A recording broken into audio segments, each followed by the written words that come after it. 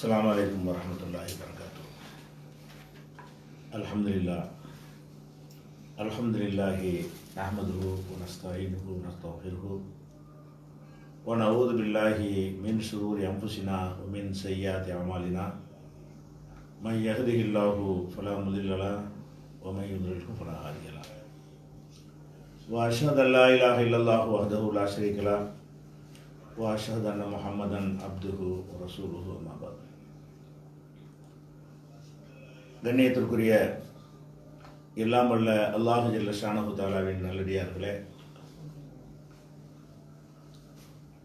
ஒவ்வொரு ஞாயிற்றுக்கிழமையும் இரவு 8 முதல் 10 வரை வாட்ஸ்அப் மூலமாக கேட்கப்பட்ட கேள்விகளுக்கு நேரலையில் பதில் சொல்லி வருகிறோம். 10 மணிக்கு பிறகு சமகால பிரச்சனைகள், எதிர்வாதங்கள் எதுவும் இருந்தால் அதற்கு 10 முதல் விளக்கம் சொல்வதை நடைமுறைப்படுத்தி வருகிறோம்.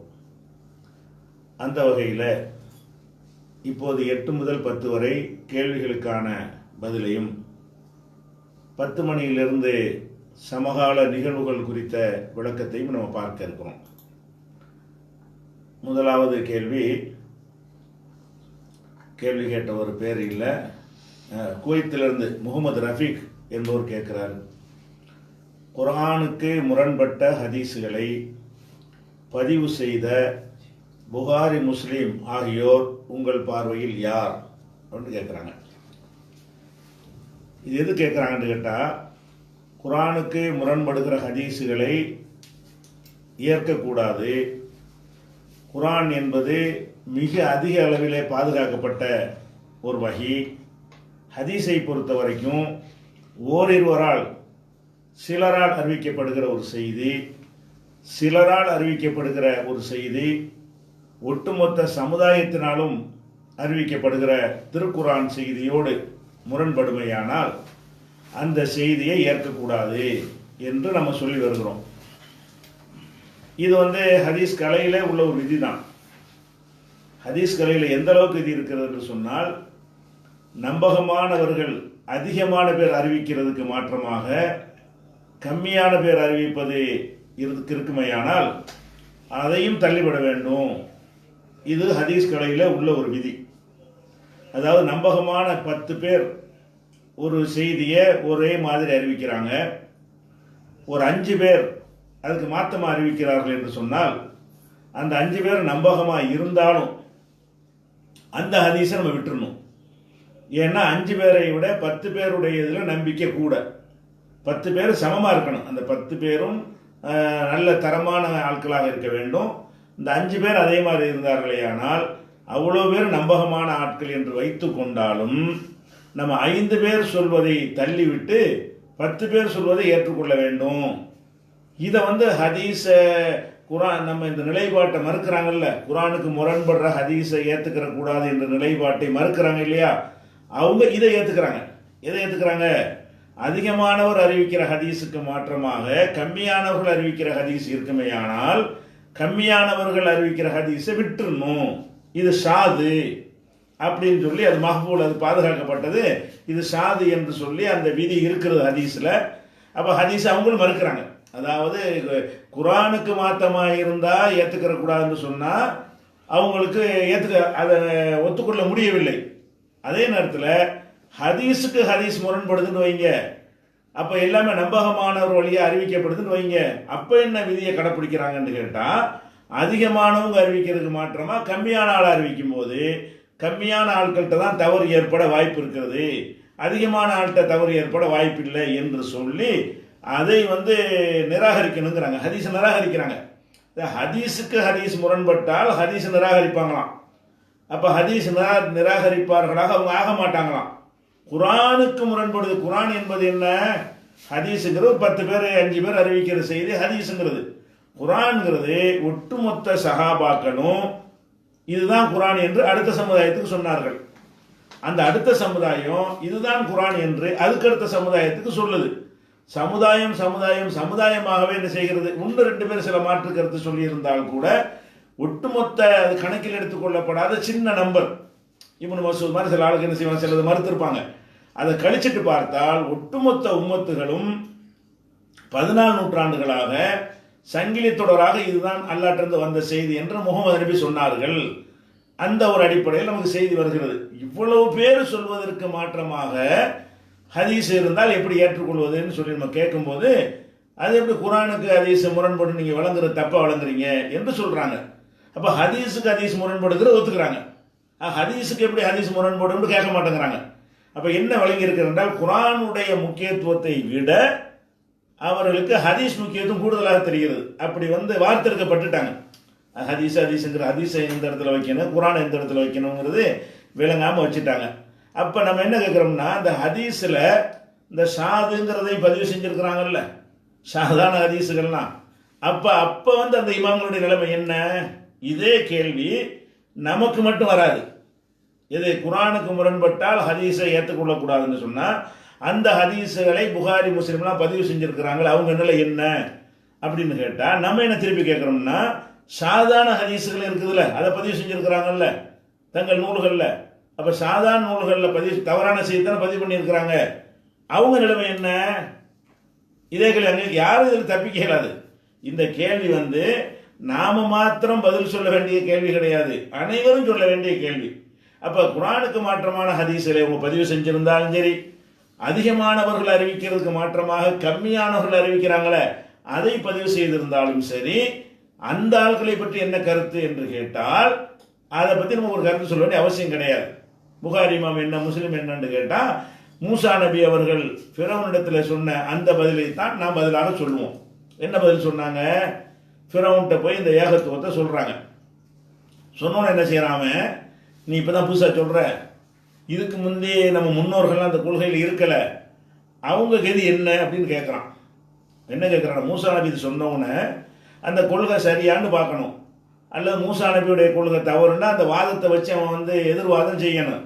அதை விட்டுட்டு என்ன கேட்குறான்னு கேட்டால், ஃபமா பாலுல் குருனில் ஊலா, முந்தைய சமுதாயங்களுடைய நிலைமை என்ன அப்படிங்கிறான். இது 20வது அத்தியாயத்தில் 51வது வசனத்தில் இருக்கிறது. எதுக்கு இதை கேட்குறான்னு கேட்டால், அப்போ இந்த தவறான கொள்கையில் முன்னோர்கள்லாம் இருந்திருக்கிறாங்க, அவங்கெல்லாம் நரகத்துக்கு போவாங்க அப்படின்னு மூசா சொன்னார்னு சொன்னால் மக்களை உசுப்பியோட வசதியாக தூண்டி விட்டலாம். பாருங்க, உங்கள் முன்னோர்களை எல்லாம் உங்கள் அப்பம் பாட்டெல்லாம் காஃபிருங்கிறாரு, உங்கள் அப்பம் பாட்டெல்லாம் நரகத்துக்கு போவார்னு மூசா சொல்கிறாரு என்று சொல்வதற்கு தந்திரமாக அவன் என்ன கேட்குறான் பதில்? ஃபமா பாலுல் குருனில் ஊலா, முந்தி உள்ள சமுதாயங்களின் நிலைமை என்ன அப்படின்னு கேட்குறான். அப்போ மூசா அலைஹிஸ்ஸலாம் என்ன செஞ்சாங்க? இதுக்கு பதில், அவர்கள்லாம் தவறான கொள்கையில் இருந்தாங்க, அதனால் அவங்க நரகவாசி தான் அப்படின்னு சொல்லாம என்ன சொல்றாங்க தெரியுமா? கால இல்முஹா இந்த ரப்பி ஃபி கிதாப், அது பற்றிய ஞானம் என் இறைவனின் பதிவேட்டில் இருக்கிறது. லா எல்லில் ரப்பி வலா என்சா, என் இறைவன் எதையும் மறக்க மாட்டான், தப்பான முடிவு எடுக்க மாட்டான். அவங்களுக்கு என்ன முடிவு எடுக்கணுமோ அவன் எடுப்பான். அவங்க எங்கே போவாங்க, அது என் வேலை கிடையாது, இந்த கொள்கை தவறு, அதான் நான் சொல்லுவேன் அப்படின்னு சொல்லி மூசா அலைஹிஸ்ஸலாம் பதில் சொன்னார்கள் என்பதை அடுத்த வசனம் 20:51 ஃபிரௌன் கேட்ட கேள்வி இருக்கிறது. 20:52 மூசா நபி சொன்ன பதில் இருக்கிறது. அப்போ நம்ம என்ன செய்யறோம்? அவங்க என்ன, இவங்க அபு ஹனீஃபா பற்றி என்ன கருத்து, இதே மாதிரி கேட்கலாம்ல. அபு ஹனீஃபா மதுஹப் இல்லைங்கிறீங்க, அபு ஹனீஃபா நரகத்துக்கு போகிறார், அது ஏன் வேலை கிடையாது. அது இந்த கருத்தை ஏற்றுக்கலாமா இல்லையா? அபு ஹனீஃபா ஒரு கருத்தை சொல்கிறாரா, குரானுக்கு மாற்றமாக இருக்குதா, ஹதீஸுக்கு மாற்றமாக இருக்குதா, அதை ஏற்றுக்கிறோமா இல்லையா?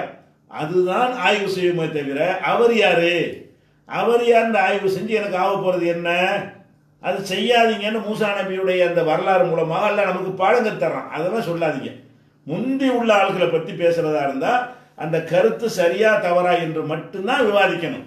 முந்தி உள்ள ஆளுக்கு அவரை பதிவு செஞ்சு திருந்திருப்பாங்க, புரியாமல் செஞ்சுருப்பாங்க, அவங்களுக்கு சில நியாயங்கள் இருக்கும், நமக்கு தெரியவில்லை, அது ரப்புக்கு தான் தெரியும், படைத்த இறைவனுக்கு தான் தெரியும். அப்போ இறைவன் தான் அது குறித்து முடிவு செய்வான் என்ற வார்த்தையைத்தான் யார் முன்னோர்களை பற்றி கேட்டாலும் சொல்லணும். அபு ஹனீஃபா கேட்டாலும் அதான் பதில், புகாரி பற்றி கேட்டாலும் அதான் பதில், ஷாஃபி இமாமு கேட்டாலும் அதான் பதில், யாரை பற்றி நீங்கள் கேட்டாலும் சரிதான். பதில் என்ன? அது எங்களுக்கு அல்லாஹ் செய்கிற முடிவு. முந்தி உள்ளவங்களை பற்றி என்ன முடிவு, நம்ம என்ன செய்கிறோம்? இது தவறான செய்தி, இது குரானுக்கு மாத்தம், இதை ஏற்றுக்கொள்வதா இல்லையா, அதுதான் நம்மளோட தொடர்புடைய விஷயங்கள். அவர் யார் என்னன்னு முடிவு செய்வதில் நமக்கு பின்பற்றுவதற்கோ நம்ம அவங்கள ரசூலா ஏற்றுக்கிற போகிறோமா? இல்லை. நமக்கு ரசூலை அல்லாஹ் ரசூலோடு நின்றுக்கிற நமக்கு அவர் என்ன ஆவார் இவர் என்ன ஆவாருங்கிறதுக்கான விடையை தெரிய வேண்டிய அவசியம் இல்லை, அது சொல்வதற்கு உரிமையும் கிடையாது. இன்னும் சொல்ல போனால் பொதுவாக இஸ்லாமிய அடிப்படையில் குழந்தைகள் குற்றவாளிகளா? இல்லை. ஒருத்தன் குற்றவாளியை எப்போ ஆகுவான்? பருவம் அடைஞ்சி விவரம் தெரிஞ்சு ஒரு தவறை செஞ்சால் அவன் குற்றவாளி ஆகுவான். அப்போ குழந்தைகளாக இருக்க பருவம் அடைகிறதுக்கு முன்னாடி உள்ளவங்க என்ன மாதிரியான தப்பு செஞ்சாலும் அவங்க குற்றவாளியானா இல்லை. இது முஸ்லீமுடைய பிள்ளைகளுக்கு, அதுதான் காஃபிருடைய பிள்ளை அதானே. ஒரு முஸ்லீம் அல்லாதவருடைய குழந்தை இருக்கிறது, அது அது காஃபிர் என்ற சொல்ல முடியுமா? சொல்ல முடியாது. ஆனால் இந்த மாதிரி ஒரு குழந்தை இறந்து விட்டது, முஸ்லீம் குழந்தையா காஃபிர் குழந்தையா சொல்லப்படலை.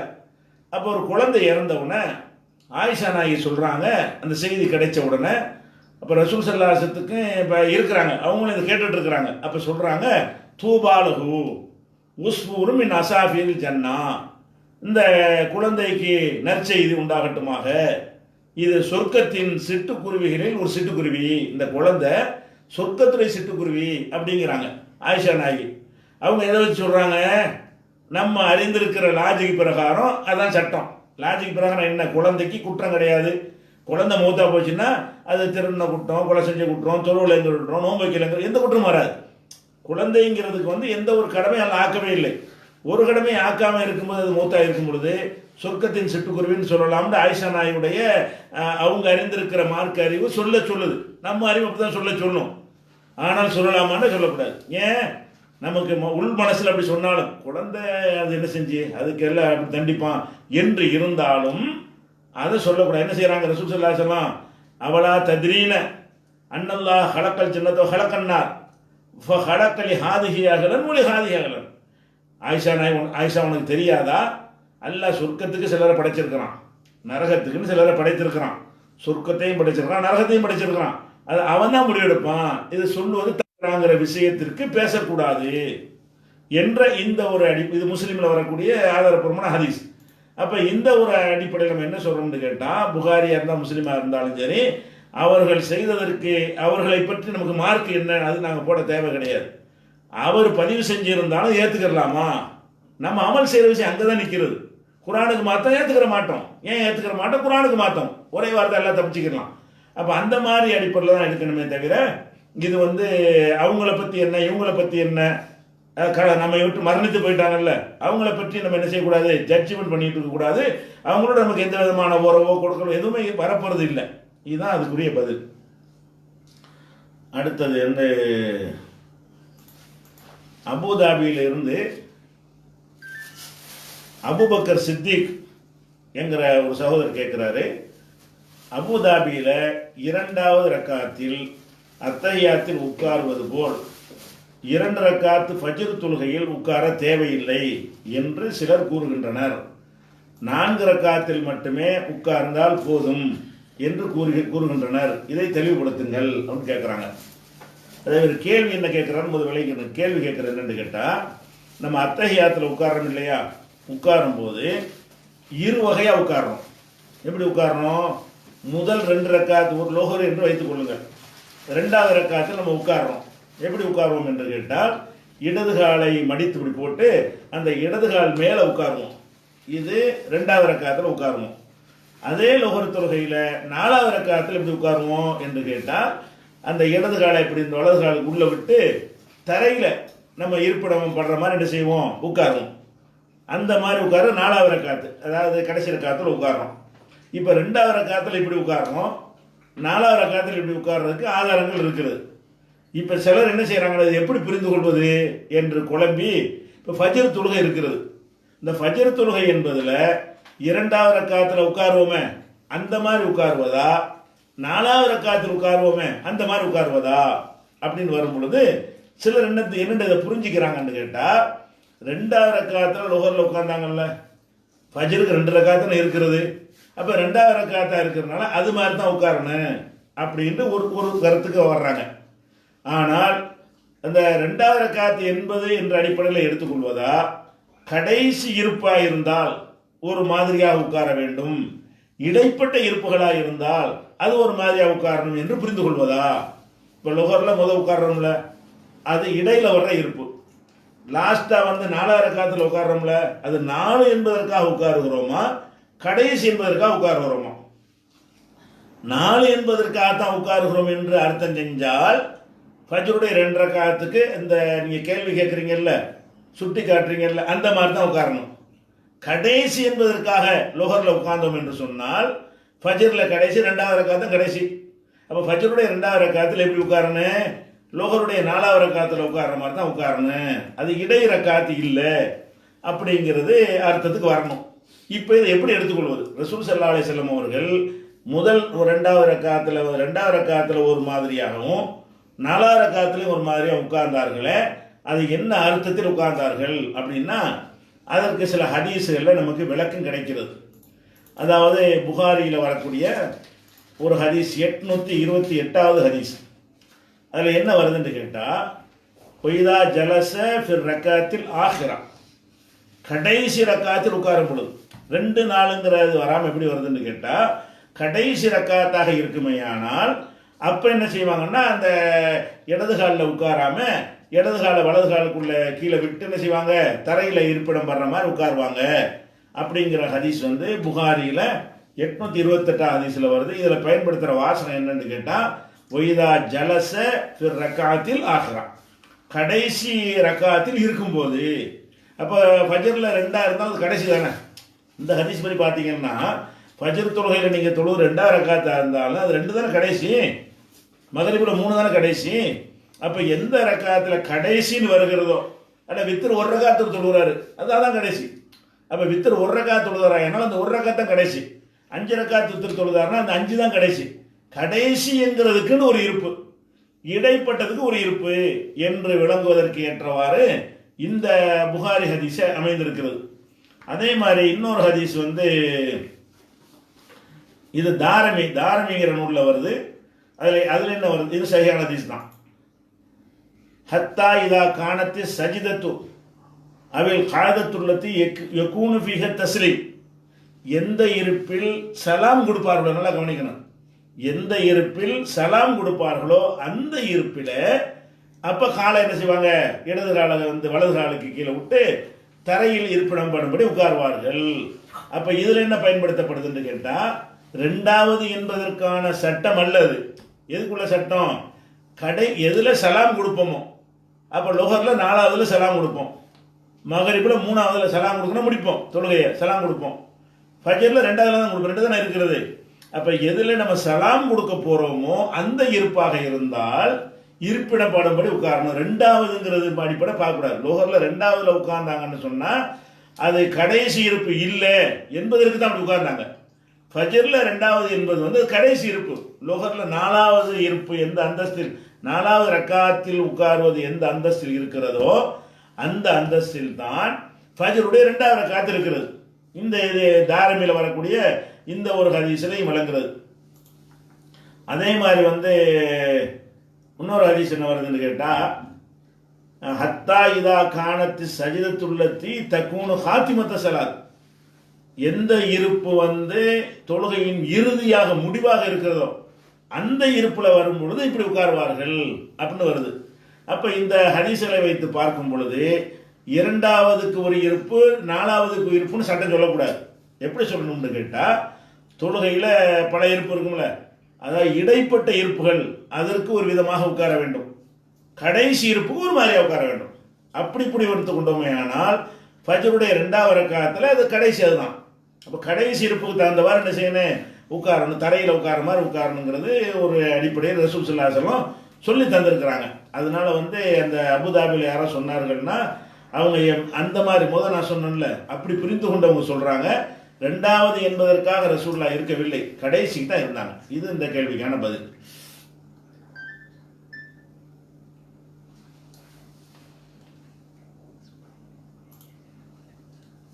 அடுத்து அதிராம்பட்டினத்தை சேர்ந்த முகமது ஹசன் கேட்குறாரு, நாம் ஜமாத்தாக தொழுகிறோம், இடையில உழு முறிந்து விடுகிறது, திரும்ப வரும்போது ஜமாத்து முடிந்து விட்டது, இப்போ ஜமாத்துடைய நன்மை கிடைக்குமா அப்படின்னு கேட்குறாரு. அப்போ நம்ம ஜமாத்தா தொழுது கொண்டிருக்கும் பொழுது தனியாக தொழுகிறதுக்கும் ஜமாத் தொழுகைக்கும் மார்க்கத்தில் என்ன இருக்குது, நன்மையில் வித்தியாசம் இருக்குது. கடமை நிறைவேறிடும். தனியாக தொழுதால் அது 1 மடங்கு நன்மை என்று சொன்னால், ஜமாத்தா தொழும் பொழுது 27 மடங்கு 25 மடங்கு பல அறிவிப்புகள் இருக்கிறது. 25 நன்மை 27 நன்மை என்றெல்லாம் ஹதீஸ் இருக்கிறது. இப்போ ஜமாத்தா ஒருத்தர் ஆர்வப்பட்டு வந்து தொழுகிறார். தொழுவும் போது 1 ரக்காத்தில் 2 ரக்காத்தில் இடையில ஒழு முறிந்து விட்டது. ஒழு முறிஞ்சா என்ன செய்ய முடியாது, கண்டினியூ பண்ண முடியாது. அவர் தொழுகை விட்டுறணும். தொழுகை விட்டுட்டு போய் ஒழு செஞ்சுட்டு வர்றாரு. வர்றதுக்குள்ள ஜமாத்து முடிஞ்சு போச்சு. இப்போ அவர் என்ன செய்யணும், தனியாக தான் தொழுவணும் எல்லாத்தையும். அப்போ தனியாக தொழுதாரையானால் இந்த ஜமாத்து தொழுகை நன்மை கிடைக்குமா அப்படிங்கிற அவருடைய கேள்வி. இதை பொறுத்த வரைக்கும் நம்ம விளங்கிக்கிறன்னு ஒரு அடிப்படை விளங்கிக் கொள்ளணும். சில விஷயங்களுக்கு நம்மளா வந்து ஜமாத்தை புறக்கணிச்சுட்டு போறதுங்கிறது ஒரு வகை. அல்லாஹ் நமக்கு நம்ம ஜமாத்தெல்லாம் கலந்துட்டோம், அல்லாஹ் நமக்கு அதில் கலந்து கொள்ள முடியாத ஒரு நிலை ஏற்படுத்தினான்னு வைங்க, அவனே ஏற்படுத்தி விட்டு அவனே நமக்கு நன்மையை குறைப்பானா? நம்மளா போனோம், நம்ம ஜமாத் தொழுகைக்கு வந்துட்டோம், வந்து ஜமாத் தொழுகையில் சேரவும் செஞ்சுட்டோம். அல்லாஹ்வா என்ன செய்யறான், நமக்கு ஒழு முறியக்கூடிய ஒரு விஷயத்தை அவன் தான் ஏற்படுத்துகிறான். இது நம்ம பிளான் பண்ணிக்கிட்ட ஜமாத்தை முறிக்கணும் என்று நினைத்து கொண்டு செய்த காரியம் இல்லை. அப்போ அல்லாஹ்வா நமக்கு ஒரு ஏற்படுத்தி இருக்கும் பொழுது அப்போ நம்ம என்ன செய்ய வேண்டும் என்று சொன்னால், அப்போ அல்லாஹ் சொன்னான்னு வந்துட்டோம்ல, இப்போ நம்ம வந்து ஒழு செஞ்சுட்டு வர்றோம், ஜமாத்து முடிஞ்சிருச்சு. ஜமாத்து முடிந்தால் கண்டினியூட்டி கிடைக்காது, புதுசாக தான் தொழுவணும். அப்போ புதுசாக நம்ம ஒன்றுலேருந்து ஆரம்பித்து தொழுகும் பொழுது நம்ம ஜமாத்தை அந்த தொழுகையை தொழுவலைன்னு சொல்லி கிடைக்காது போல நம்ம அறிவு சொல்லுது. ஆனால் அல்லாஹ்வுடைய வழிமுறை அது கிடையாதுங்க. அல்லாஹ்வுடைய வழிமுறை என்ன, நம்ம ஒரு நியத்தை கொண்டு அதில் ஆரம்பித்து விட்டு அல்லாஹ்வே நம்ம அதை செய்ய முடியாமல் ஆக்கிவிட்டார் என்று சொன்னால் அதுக்கு வந்து குற்றம் பிடிக்க மாட்டான், அதுக்காக நம்மளை கேள்வி கேட்க மாட்டான். இதுதான் அல்லாஹ்வுடைய ஒரு வழிமுறை. இந்த அல்லாஹ்வுடைய வழிமுறை நம்ம தெரிந்து கொள்வதாக இருந்தால், ஏன்னா அல்லாஹ் பொறுத்த வரைக்கும் என்னென்னா, நம்ம வெறும் செயலை மட்டும்தான் மனுஷன் பார்ப்பான். அல்லாஹ் எதை பார்ப்பான், கல்பை பார்க்குறான். அல்லாஹ் எதை பார்ப்பான்னு கேட்டால் செயலையும் பார்ப்பான். செயலை பார்க்கும் பொழுது அந்த அவன் நீயத்து என்ன என்பதையும் சேர்த்து அல்லாஹ் பார்க்குவான். அந்த அடிப்படையில் பார்க்கும் பொழுது ஆரம்ப காலத்தில் வந்து ரசூல் ஸல்லல்லாஹு அலைஹி வஸல்லம் மதீனாவுக்கு வந்த உடனே என்ன செஞ்சாங்கன்னா, பைத்துல் முகத்தஸை நோக்கி மக்காவில் இருக்கும்போது காபாவை நோக்கி தொழுதாங்க. ஹிஜ்ரத் பண்ணி வந்த உடனே யூதர்கள்லாம் வந்து பைத்துல் முகத்தஸை நோக்கி தொழுகிறதை பார்த்துக்கிட்டு, சரி அவங்களையும் இஸ்லாத்தின் பக்கம் ஈர்க்கணும் என்கிற ஒரு அடிப்படையில் அல்லாட்டிருந்து கட்டளை வராமல் என்ன செஞ்சாங்கன்னு கேட்டால் பைத்துல் முகத்தஸை நோக்கி தொழுதாங்க. பிறகு அல்லாட்டிருந்து என்ன செய்யுது, கட்டளை வருது, டைரக்டான கட்டளை வருது. என்ன வருது, நீங்கள் பைத்துல் முகத்தஸை நோக்கி தொழக்கூடாது, நீங்கள் காபாவை நோக்கி திரும்புங்க அப்படின்னு வருது. அப்போ 16-17 மாதங்கள் அப்படி பைத்துல் முகத்தஸை நோக்கி தொழுதுட்டு அப்புறம் காபாவை நோக்கி தொழுவக்கூடிய சட்டம் வந்து விட்டது. அப்போ சில சஹாபாக்களுக்கு வந்து என்ன வருதுன்னா, சந்தேகம் வருது. என்ன சந்தேகம் வருதுன்னா, நம்ம காபத்துல்லாவை நோக்கி இப்போ தொழுகிறோம், நமக்கு முந்தி இந்த 17 மாத காலத்தில் எவ்வளோ மூத்தா போயிருப்பாங்க, அவங்க தொழுகையெல்லாம் எதை நோக்கி தொழுதுருப்பாங்க, பைத்துல் முகத்தஸை நோக்கி தொழுதுருப்பாங்க. அப்போ பைத்துல் முகத்தஸை நோக்கி இப்போ காபாவை நோக்கி தான் தொழணும்னு சட்டம் வந்த பிறகு பைத்துல் முகத்தஸை நோக்கி தொழுதாங்களே, அதுக்கு குற்றமாகுமா, அதனால் நமக்கு ஏதாவது அந்த முன்னோர்களுக்கு நன்மை இழப்பு ஏற்படுமா, இந்த இடைப்பட்ட காலத்தில் மரணித்தவர்களுக்கு அந்த தொழுகை நன்மை இல்லாமல் போயிடுமா அப்படின்னு அவங்க வந்து ஒரு சந்தேகப்பட்டுட்டு இருக்கும் பொழுது தான் அப்போ அல்லாஹ்ட்டேருந்து ஒரு வசனம் வருது. என்ன வருதுன்னு கேட்டால், ஒமா கான் அல்லாஹு லியுலியா ஈமானக்கும், அல்லாஹ் வந்து உங்களுடைய நம்பிக்கையை பாழாக்க மாட்டான்.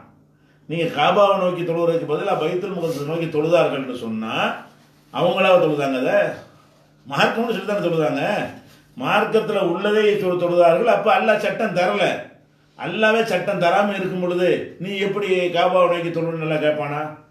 அல்லாவே பைத்துல் முகத்தஸை நோக்கி தொழுகிறதை விட்டுட்டு அதுக்கப்புறம் காபாவை நோக்கி திரும்ப சட்டம் வந்து அன்னையிலிருந்து நம்ம அமுல்படுத்த முடியும். அதுக்கு முந்தைய உள்ளது வந்து அவங்களா செஞ்ச ஒரு காரியம் இல்லை அப்படின்னு சொல்லிட்டு இதுக்கு நீ கவலைப்பட வேண்டியதில்லை. அவங்க பைத்துல் முகத்தஸை நோக்கி தொழுகையாக இருந்தாலும் அவங்களுடைய ஈமானை நான் வீணாக்க மாட்டேன், அவங்களுடைய நம்பிக்கையை நான் பாழாக்கக்கூடியவன் இல்லை. இன்னல்லாஹ பின்னாஸில் ரவுஃபுர் ரஹீம். அதுக்கு காரணம் அல்லாஹ் வந்து மனிதர்கள் மீது ரொம்ப இறக்கம் உள்ளவன். அல்லாஹ்வுக்கு தெரியாதா இப்படிலாம் செஞ்சால் இறக்கமற்ற ஒரு செயல் தெரியாதா அப்படின்னு சொல்லி காரணத்தோடு அல்லாஹ் என்ன செய்கிறான், 243வது வசனம் அப்போ தான் இறங்குது. அப்போ 243வது வசனத்தில் வந்து என்ன சொல்கிறான்னு கேட்டால், உங்களுடைய ஈமானை நம்பிக்கை அல்லாஹ் பாழாக்க மாட்டான் அப்படின்னு என்ன அர்த்தம், உங்கள் செயல் வந்து வேறு மாதிரி இருந்தாலும் உங்கள் நம்பிக்கை இருக்குல்ல அதை வந்து அல்லாஹ் வீணாக்கிற மாட்டான். என்று வசனம் இறக்கி அது காரணத்தை எல்லாம் சொல்கிறான், இறக்கம் உள்ள வேண்டும். இப்போ என்ன செய்யணும்னு கேட்டால், இப்போ ஜமாத்தில் நீங்கள் சேர்ந்தீங்க, முறிஞ்சிருச்சு, முறிஞ்சிட்டு வந்து ஜமாத்து இல்லைன்னு சொல்கிறோம். இல்லைன்னு சொன்னால் இறக்கம் உள்ளவனுடைய பதிலாக இருக்குமா? அல்லாஹ் என்ன சொல்கிறான்னா, நான் உங்கள் மேலே இறக்கம் உள்ளவன், அவனே நமக்கு ஒழுவை முறிச்சு வச்சுக்கிட்டு அவனே அந்த ஜமாத்தை நன்மை இல்லாமல் ஆக்கி விட்டுட்டு இப்போ உனக்கு கிடையாதுன்னு சொன்னால் அது இறக்கம் உள்ளவன் அல்லாஹ் இறக்கம் உள்ளவன் என்பதை காட்டுமா? காட்டாது. அல்லாஹ் என்ன சொல்கிறான்னு கேட்டால், இந்த மாதிரி முந்தி உள்ளவங்க வேற கிபிலாவை நோக்கி தொழுதுட்டாங்களே என்று வரும் பொழுது அதுக்கு மட்டும் உள்ளதாக இந்த வார்த்தையை எல்லாம் இறக்கல. அதுக்கு சம்பவம் அதுக்கு தான் இறங்கி இருக்குது. அதுக்கு அல்லாஹ் சொல்கிற பதில், அல்லாஹ் சொல்கிற வசனம் என்ன சொல்லுதுன்னு கேட்டால், உங்கள் மேலே அல்லாஹ் இறக்கம் உள்ளவன், அன்பும் இறக்கமும் உள்ளவன். அன்பும் இறக்கம் உள்ள ஒருத்தன் வந்து இப்படி ஒரு முடிவு எடுப்பானா? அவனா ஒன்றை உங்களுக்கு ஏற்படுத்தி விட்டு அவனே ஒன்றை செய்ய சொல்லிவிட்டு அதெல்லாம் கிடையாது அப்படின்னு சொன்னால் அது இப்படி வரேன், இப்படி அப்படி செய்ய மாட்டான் என்ற காரணத்தினால் நீங்கள் எப்போ ஜமாத்தில் கலந்து விட்டீர்களோ உங்களுக்கு ஜமாத்துடைய நன்மை கிடைத்துவிடும். இப்போ உதாரணமாக எடுத்துக்கிறோமே, ஒரு ரேஷன் கடை நம்ம நடத்துகிறோம், நம்ம தான் ரேஷன் கடை வச்சுருக்கிறோம். ரேஷன் கடையில் மக்கள்லாம் க்யூவில் நிற்கிறாங்க. அதில் ஒரு ஆளை கூப்பிட்டு நம்ம என்ன செய்கிறோம், நீ போய் ஒரு டீ வாங்கிட்டு வாடாங்கிறோம். அவன் டீ வாங்கிட்டு வர்றதுக்குள்ள ரேஷன் எல்லாம் முடிஞ்சு வச்சுட்டு உனக்கு இல்லைன்னு சொல்ல முடியுமா? அவன் க்யூவில் நிற்காட்டாலும் அவன் போய்விட்டாலும் நம்ம அனுப்பின காரணத்தினால் அவன் கடைசி வரைக்கும் நின்றான்னு சொல்லி எடுத்து வச்சு தானே கொடுப்போம். அவன் ஒரு வேலைக்கு அனுப்பி இருக்கும்பொழுது நம்ம மனுஷனாகி நம்மளே என்ன செய்வோம்னு கேட்டால், இவன் க்யூவில் நிற்கிறான், இவன் கொஞ்சம் நேரத்தில் ரேஷன் பொருள் வாங்கிடுவான், வாங்கக்கூடியவனை நம்ம தான் வெளியே அனுப்பியிருக்கிறோம். நம்ம வெளியே அனுப்பியிருக்கும் பொழுது நீ நம்மளை வெளியே அனுப்பிவிட்டு உனக்கு ரேஷன் இல்லைன்னு சொல்லுவோமா? நம்ம சொல்ல மாட்டோம். ஒரு மனிதனே சொல்ல மாட்டான்னும் போது ரப்புல் ஆலமீன் வந்து அதை விட கருணை உள்ளவன். இப்படி தான் எல்லா விஷயங்களையும் நம்ம என்ன செய்யணும், இறைவன் சம்பந்தமாக புரிந்து கொள்ளணும். இதுதான் அதற்கான ஒரு பதில்.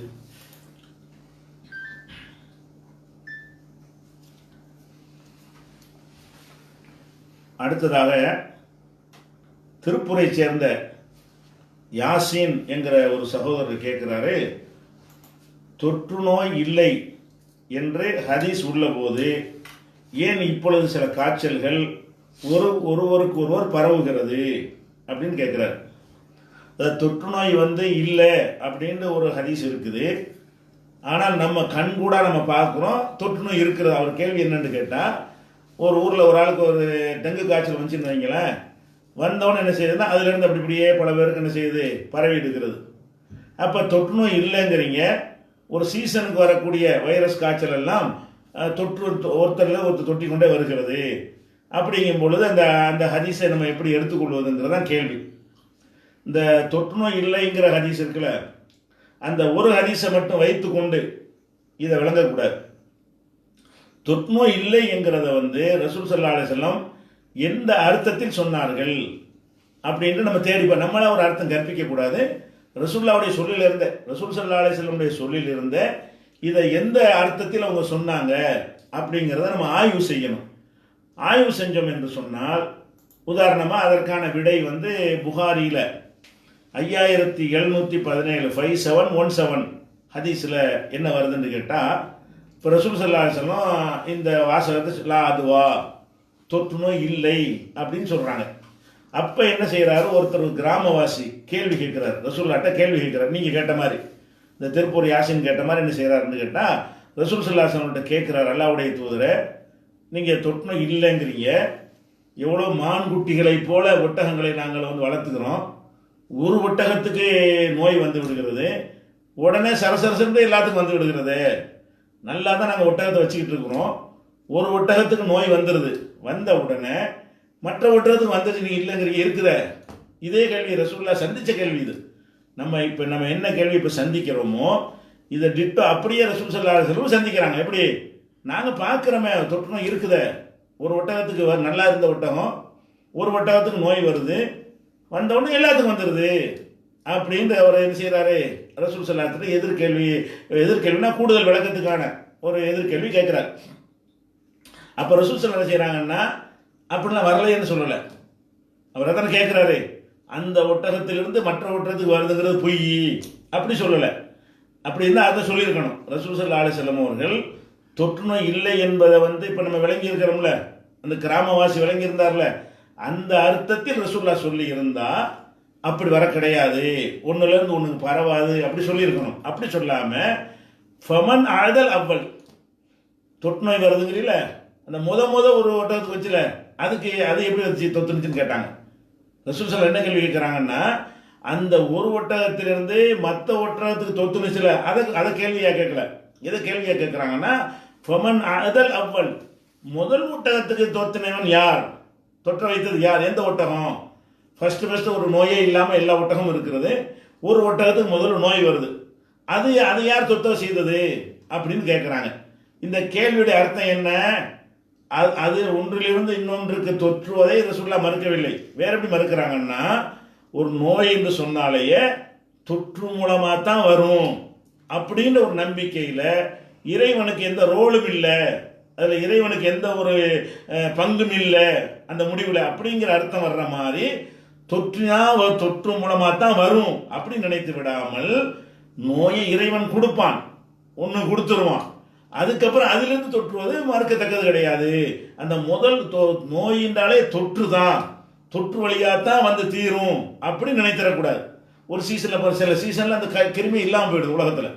அதாவது தொற்றுன்னு சொன்னால் இங்கேருந்து அங்கே, அங்கேருந்து இங்கே, எங்கேருந்து இங்கேன்னு கண்டினியூவாக இருக்கணுமா இல்லையா? ஒரு குறிப்பிட்ட சீசனில் இருக்கிறது, அப்புறம் இல்லாமையே போயிடுது. அது அப்புறமேலே ஒரு 2 வருஷத்துக்கு பிறகு என்ன செய்யுது, மறுபடியும் வருகிறது என்று சொன்னால், அப்போ இறைவன் வந்து நோய்க்கு பரப்ப வேண்டும் என்றவன் கொடுக்க வேண்டும் நினைத்தானேயானால் ஊருக்கு 2 பேர் கொடுப்பான். அந்த 2 பேர் வழியாக பலருக்கு தொற்றும். அந்த தொற்றுவதை ரசூலுல்லாஹ் மறுக்கவே இல்லை. எதை மறுக்கிறாங்க? தொற்று மூலம் மட்டும்தான் வரும், அது வந்து இறைவனுடைய முடிவினால் வருவது இல்லை அப்படின்னு வரக்கூடாது என்பதற்காகத்தான் கேள்வி எப்படி கேட்குறாங்கன்னு கேட்டால் அதை மறுக்கவே இல்லை. ஒரு ஒட்டகத்திலிருந்து இன்னொரு ஒட்டகத்துக்கு வருதுன்னு இல்லாமல் ஒட்டகத்துக்கு எப்படி சொல்லு அப்படிங்கிறாங்க.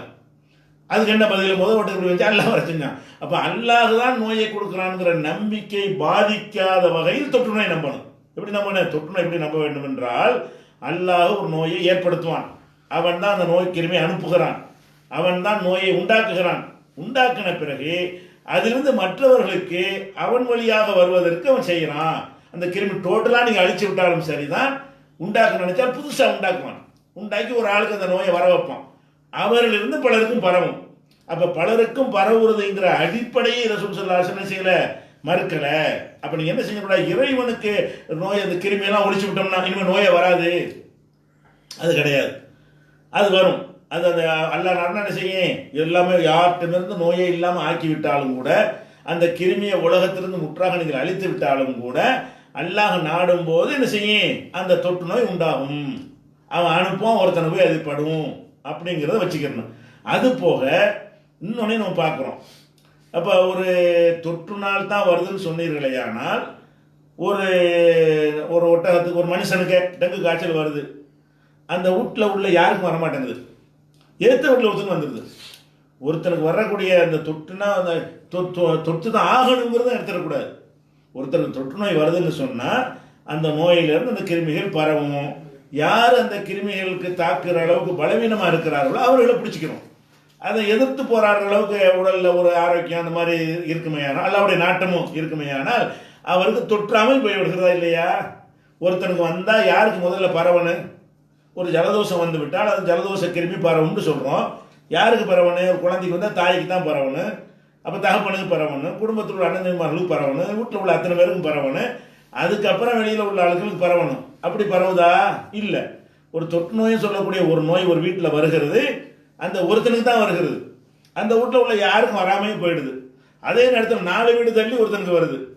அதில் ஆனால் இதுலேருந்து தான் வருது. என்ன சொல்கிறாங்க விஞ்ஞானிகள்லாம், இந்த கிருமி காற்றுல கலந்து தான் போய் பரவி தான் வருதுங்கிறான். அது ஓகே, இவங்களுக்கு ஏன் வரல? இன்னொரு ரோல் இருக்கா இல்லையா? அப்போ தொற்றினால் மட்டும் வருதுன்னு நினைக்காதீங்க, அது ஒரு காரணம். அல்லாஹ் நோயை பரப்புவதற்கு ஒருவர் இல்லாட்டா கூட காற்று மூலமாக கூட பரப்ப செய்வான். தொற்றுனா என்னது?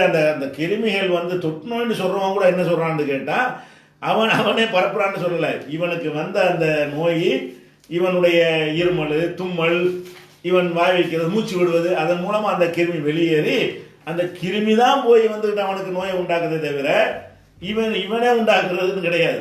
அந்த ஒரு அடிப்படையை நம்ம சிந்திச்சு பார்க்கணும். அதுக்கடுத்து இன்னொரு விஷயம் இருக்குது. என்னன்னு கேட்டால், ரசூல் ஸல்லல்லாஹு அலைஹி வஸல்லம் சொல்கிறாங்க, இதா சமயத்தும் பி அர்லின் ஃபலா தக்திமு அலைஹி. ஒரு ஊரில் வந்து அந்த காலரா பேதி இருக்குல்ல, அந்த பேதி நோய் வந்து ஒரு ஊரில், பேதினா என்ன, ஒரு நாளைக்கு 100 பேர் செத்துட்டே இருப்பான், அது பாட்டு போய்கிட்டே இருக்கும், கொள்ளை நோய்பாங்கல்ல, பிளாக் நோய், இந்த மாதிரி நோய்கள் வந்து விட்டதுன்னு நீ கேள்விப்பட்டால் அந்த ஊருக்கு நீங்கள் போகாதீங்க. ரசூல் ஸல்லல்லாஹு அலைஹி வஸல்லம் சொல்கிறாங்க, நீங்கள் வந்து சென்னையில் இருக்கிறீங்க, திருச்சியில் இந்த மாதிரி வந்து பேதி நோய் பரவி இருக்குது என்று ஒரு செய்தி வருது, நீங்கள் அங்கே போயிடாதீங்க அப்படிங்கிறாங்க. அப்போ என்ன அர்த்தம் போகுதுங்கிறாங்க? அதாவது அங்கே போன வாய்ப்பு இருக்கிற ரசூலை மறுக்கலை, அந்த வாய்ப்பு இருக்கிறத மறுக்கலை. நீ தான் போய் தேடி போய் தேவையில்லாமல் போயிட்டு அல்லாஹ் வந்து உன்னை அந்த இடத்துல வசிக்க செய்யலை, உன்னை இங்கே வசிக்க செஞ்சுருக்கிறான், இங்கே அந்த கிருமியும் இல்லை, நீ அந்த ஒரு ஊரில் இருக்குன்னு கேள்விப்பட்டீங்கன்னு சொன்னால் பலா தகுதிமும் அழகி அந்த ஊருக்கு நீங்கள் போவாதீங்க. அதே நேரத்தில் ஒய்தா வக்காபி அருளின் வந்தும்பிகா, நீங்கள் இருக்கிற ஊரில் அது வந்து விட்டது என்று சொன்னால் பலா தகுருஜு ஃபிராரம் என்னூர், தப்பிச்சு ஓடவும் செய்யாதீங்க. இப்போ நம்ம இருக்கிற சென்னையில் வந்துருச்சு, ஆஹா வந்துருச்சுன்னு சொல்லி ஓடலாமான்னு ஓடக்கூடாது. அதாவது திருச்சியில் அந்த நோய் வந்துருச்சுன்னா திருச்சிக்கு பயணப்பட்டு போகக்கூடாது, வேற ஊருக்குலாம் போய் கொள்ளலாம். நம்ம ஊருக்கு வந்துருச்சுன்னு சொன்ன, நம்ம இருக்கிற ஊருக்கு வந்துருச்சுன்னு வைங்களேன், அப்போ என்ன ஆகுது, நம்ம தப்பிச்சிடலான்ற நினைச்சு ஓடுற மாதிரி ஒன்று இருக்கிறது.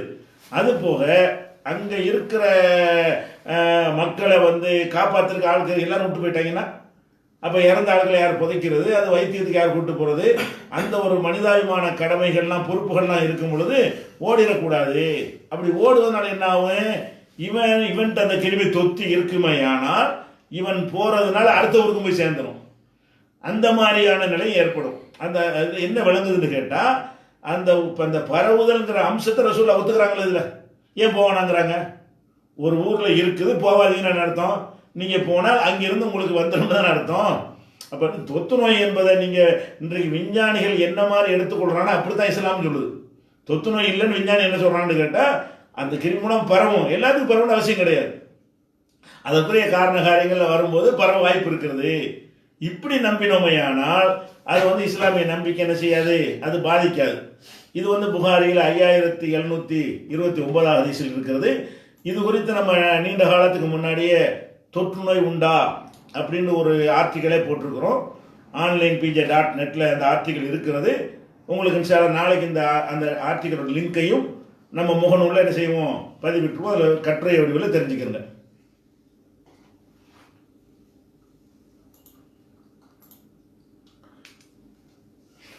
அடுத்து வீர சோழன் என்கிற ஊரில் இருந்து அபுபக்கர் என்ற சகோதரர் கேட்குறார்.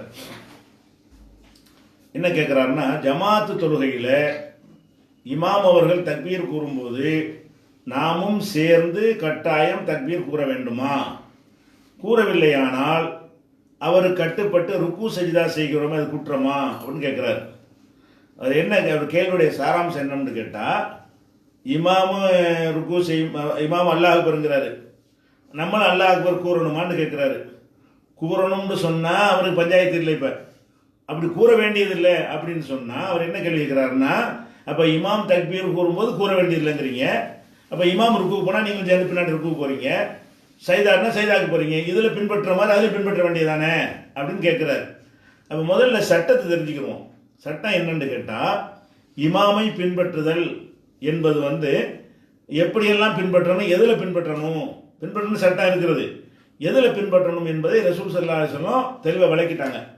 இமாமை பின்பற்றணும்னு சொல்லிட்டு நம்ம இமாம் சத்தம் போட்டு ஓதும்போது நம்மளை ஓதுவோமா? ஓத முடியாது. இமாமை தான் பின்பற்றணும். இமாமை பின்பற்றுதல் என்பது ஒவ்வொரு விஷயத்திலையும் ஒவ்வொரு விதமான பின்பற்றுதல் இருக்கிறது. இதை ரசூல் ஸல்லல்லாஹு அலைஹி வஸல்லம் எப்படி விளக்குறாங்கன்னு கேட்டால், இன்னமா ஜுஇலல் இமாமு, இமாம் என்று ஒருவரை ஏற்படுத்தி இருப்பது லியூத்தம்ம பிஹி, அவரை பின்பற்றுவதற்குத்தான். இமாம்னு ஒருத்தர் இல்லை, தந்தை தொழுது போயிடலாமே, எல்லாரும் ஒன்றா நெல்லுங்கன்னு ஒரு ஆளை முன்னாடி நிப்பாட்டி வச்சு நம்மெல்லாம் பின்னாடி நிப்பாட்டி வைக்கிறதுக்கு என்ன காரணம் என்று சொன்னால், லியூத்தம்ம பிஹி, அவரை வந்து பின்பற்றுவதற்குத்தான் அதை ஏற்படுத்தி இருக்கிறாங்க. அதனால ஃபைதா கப்பர, அவர் அல்லாஹ் அக்பர் சொல்வாரையானால் ஃபக்கபிரு, நீங்களும் அல்லாஹ் அக்பர் சொல்லுங்க. அப்போ இமாமை போனால் அல்லாஹ் அக்பர்னு சொல்கிறாரோ நம்ம சத்தம் போட்டு சொல்லிடக்கூடாது, பின்பற்ற ஆளாக இருக்கிறதுனால. அவர் சத்தம் போடுறாரு எதுக்காக வேண்டி, நமக்கெல்லாம் கேட்கணுங்கிறதுக்காக வேண்டி. நீங்கள் சொல்வது யாரும் கேட்க வேண்டிய தேவையில்லை. அதனால அவர் அல்லாஹ் அக்பர் என்று சொன்னாரையானால் பின்பற்றுறவங்களும் அல்லாஹ் அக்பர்னு சொல்லி தான் அந்த தொழுகைக்குள்ளே நுழையணும். இடையிடையில் அவர் சொல்லக்கூடிய அல்லாஹ் அக்பரை நம்மளும் சொல்லி கொள்ளணும். ஆனால் அவர் சத்தமாக சொல்லுவார், நம்ம என்ன செய்யணும், மனசுக்குள்ள சொல்லிக்கொள்ள வேண்டும், வாய்க்குள்ள சொல்லிக்கொள்ள வேண்டும். அது மாதிரி ஒய்தா ரக்கா ஃபர்கவ், அவர் ருக்கு செஞ்சா நீங்கள் ருக்கு செய்யுங்க, இதான் பின்பற்றுதல். ஒய்தா ரஃபா ஃபர்வவ், ருக்குல இருந்து அவர் தலையை உயர்த்தினால் நீங்கள் உயர்த்தி கொள்ளுங்கள். அதே நேரத்தில் ஒய்தா கால சமியல்லாஹு லிமன் ஹமிதா, அவர் சமியல்லாஹு லிமன் ஹமிதா சொன்னால் நீங்களே சொல்லிடக்கூடாது, அதில் வேற மாதிரி பின்பற்றணும். அவர் சமியல்லாஹு லிமன் ஹமிதா சொன்னாரையானால் ஃபக்கூலு ரப்பனா லக்கல் ஹம்த், நீங்கள் சொல்ல வேண்டியது ரப்பனா லக்கல் ஹம்த்.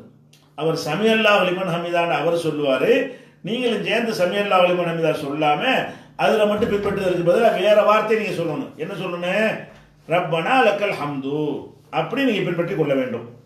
ஒய்தா சஜத ஃபஸ்ஜுது, அவர் சஜிதா செய்வாரையானால் நீங்கள் சஜிதா செய்யுங்க அப்படின்னு வரக்கூட ரசூலுல்லாஹ் எப்படி பிரிக்கிறாங்கன்னு கேட்டால் எல்லாத்தையும் அதே மாதிரி செய்யுங்க.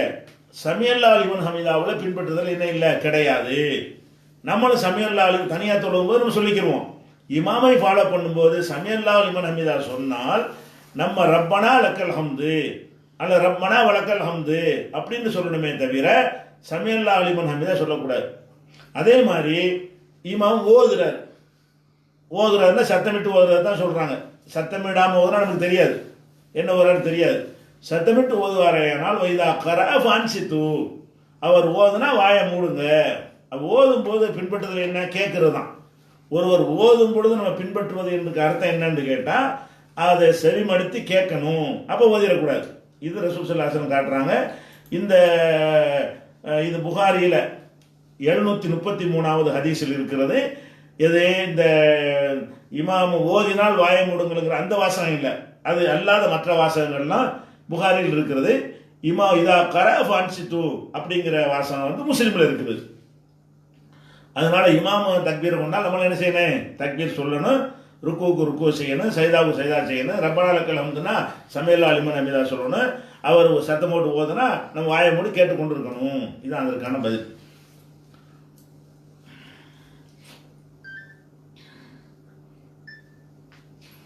அடுத்து ஒரு கேள்வி கேட்கிறாரு, அன்வர்தீன் ஊர் போடக்கானா அன்வர்தீன் கேட்கிறார். என்ன கேட்கிறாருன்னா, தாயும் தகப்பனாரும் 5 வேளை தொழக்கூடியவர்கள், தகப்பனார் நன்கு மார்க்கம் அறிந்தவர், இவர்கள் 4 மக்களை ஒரு மாதிரியாகவும் ஒரு பிள்ளையை திரும்பி கூட பார்க்காமலும் நடத்துகிறார்.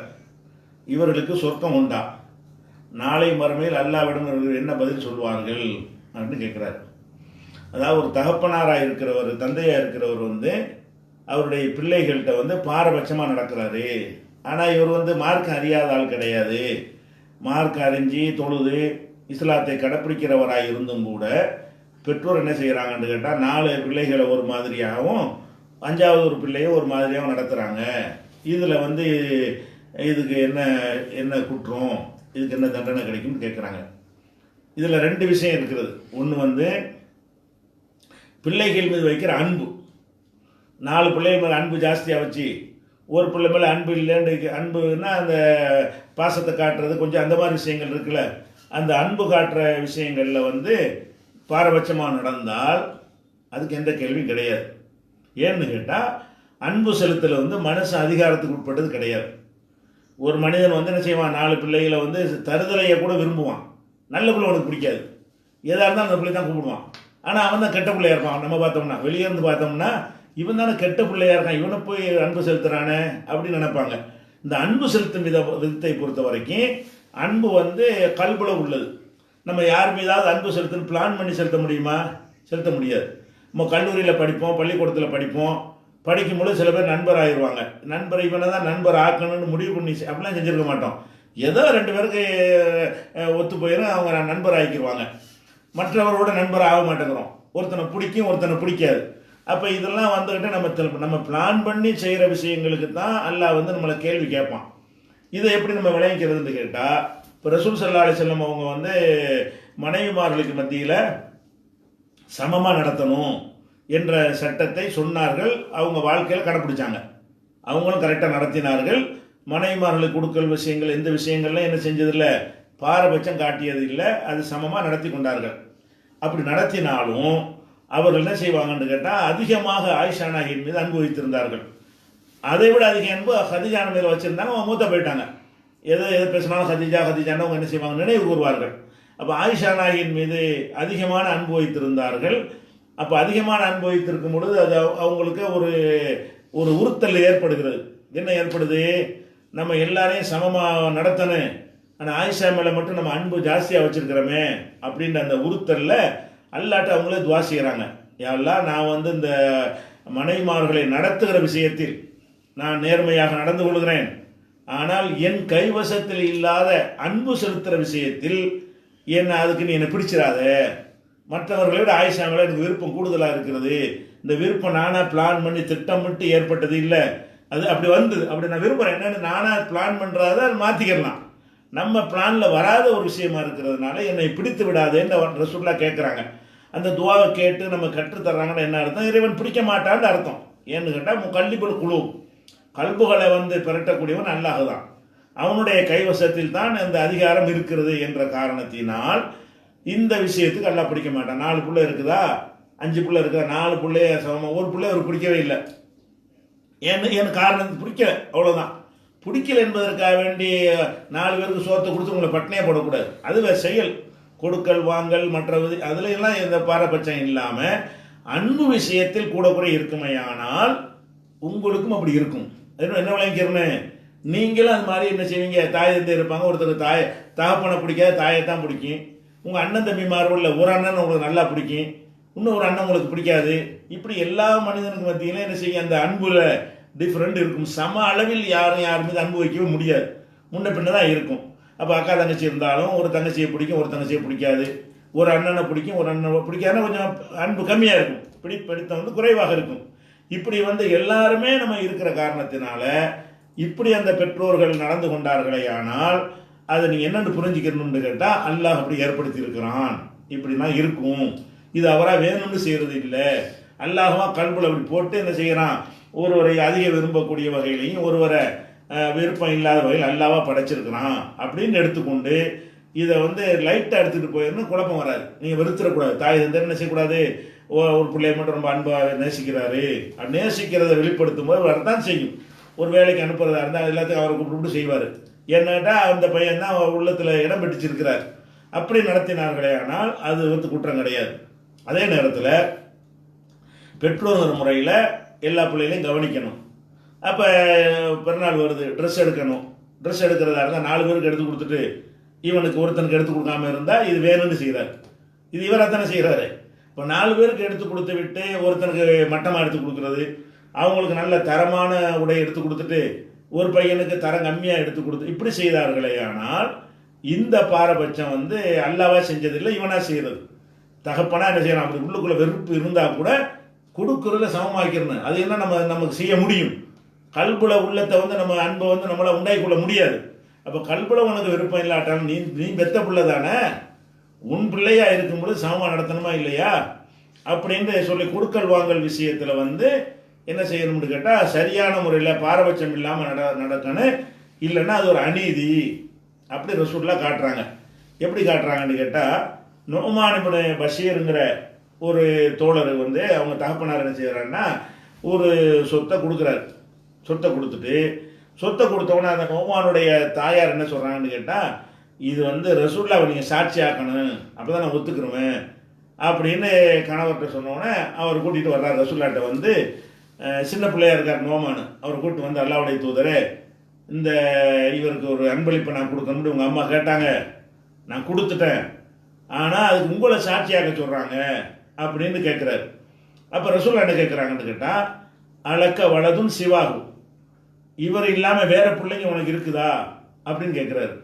அப்போ ரசூலுல்லாஹ் சொல்கிறாங்க ஆமாம். அவர் சொல்கிறார் ஆமாம் வேற பிள்ளைகள் இருக்குது. அப்போ ரசூலுல்லாஹ் சொல்கிறாங்க, லா துஷ்ஹித்னி அலா ஜூரின், அநியாயமான காரியத்துக்கு என்னை நீ சாட்சியாக்காத, நீ அநியாயம். 4 பிள்ளை இருந்தால் இவருக்கு மட்டும் ஏன் கொடுக்குற? ஒரு சொத்தை கொடுக்கணும்னு முடிவு பண்ணின்னு சொன்னால் முதல்ல கொடுக்கணுங்கிற சட்டமே கிடையாது. மௌத்துக்கு பிறகு தன்னால் அல்லாஹ்வுடைய வாரிசு சட்டப்படி கிடைச்சிடும். அதுக்கு முன்னாடி நீ தேர்ந்தெடுத்து ஒருத்தர் கொடுக்க நினைத்தாயானால் அப்போ என்ன செய்யணும்னு கேட்டால் அநீதி. இது என்னைக்கு சாட்சியாக்குறியா? இதை எல்லா பிள்ளைக்கும் கூட நான் சாட்சியாக இருக்கிறேன், உன்னுடைய பிள்ளைகளில் ஒருத்தங்க மட்டும் தேர்ந்தெடுத்து கொடுத்தாயனால் இது தப்பு, அநீதி. அப்படின்னு ரசூல் ஸல்லல்லாஹு அலைஹி வஸல்லம் சொல்கிறாங்க என்ற ஒரு செய்தி புகாரியில் 2650வது ஹதீஸில் இருக்கிறது. முஸ்லீம்களில் இந்த கருத்தில் இருக்கிறது. முஸ்லீமில் எப்படி வருதுன்னா, குல்லகும் பகப்தலகும் மிஸ்லஹாதா, உன்னுடைய மற்ற பிள்ளைகளுக்கெல்லாம் இதே மாதிரி கொடுத்தாயா அப்படின்னு கேட்குறாங்க.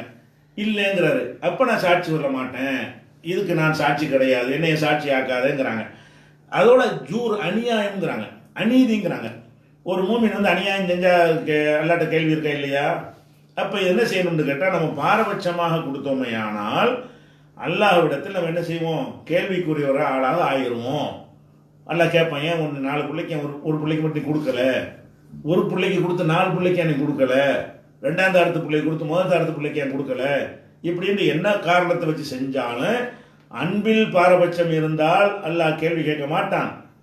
நடத்துவதில் பாரபட்சம் இருக்குமே ஆனால் கண்டிப்பாக என்ன செய்வான், அல்லாஹ் கேள்வி கேட்பான். அதற்கு வந்து என்ன செய்யணும், அவங்க பயந்து ஒழுங்காக நடந்து கொள்ளணும். அதுக்கு என்ன தண்டனை கொடுப்பான்னு நமக்கு தெரியாது. அநீதினா அநீதி, அதுக்கு ஒரு கொஸ்டின் இருக்கிறது. அல்லாட்ட வந்து அது அந்த கேள்விக்கு பதில் சொல்லணும் என்பதை புரிஞ்சுக்கணுமே தவிர இதுக்கு என்ன மாதிரியான தண்டனை எல்லாம் கொடுப்பான் என்றெல்லாம் நம்ம தீர்மானிக்க முடியாது.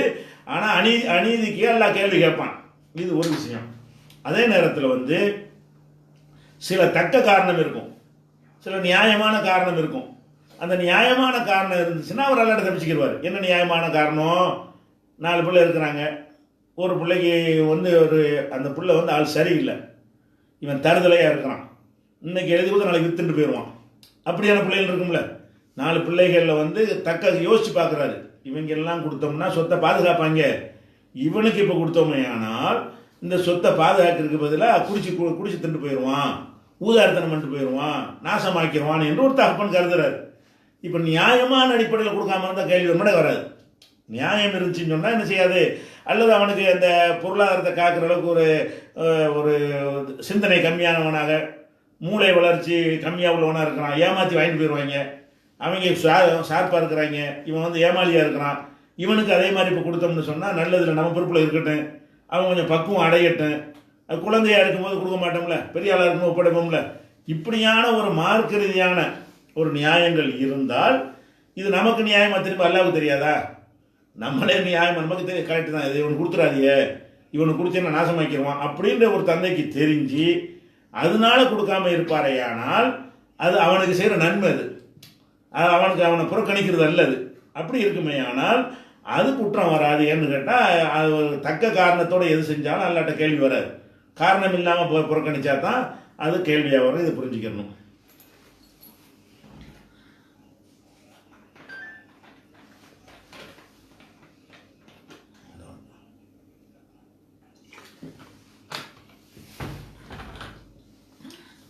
அடுத்து ஒரு சகோதரர் கேட்குறாரு, பேருக்கானா என்ன கேட்குறாருன்னா,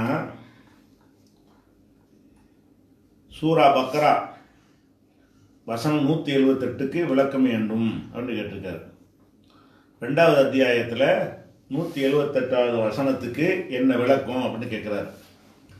அந்த வசனம் என்ன சொல்லுதுன்னு கேட்டால், உங்களுக்கு பழிக்கு பழி வாங்குதல் உங்களுக்கு கடமையாக்கப்பட்டிருக்கிறது.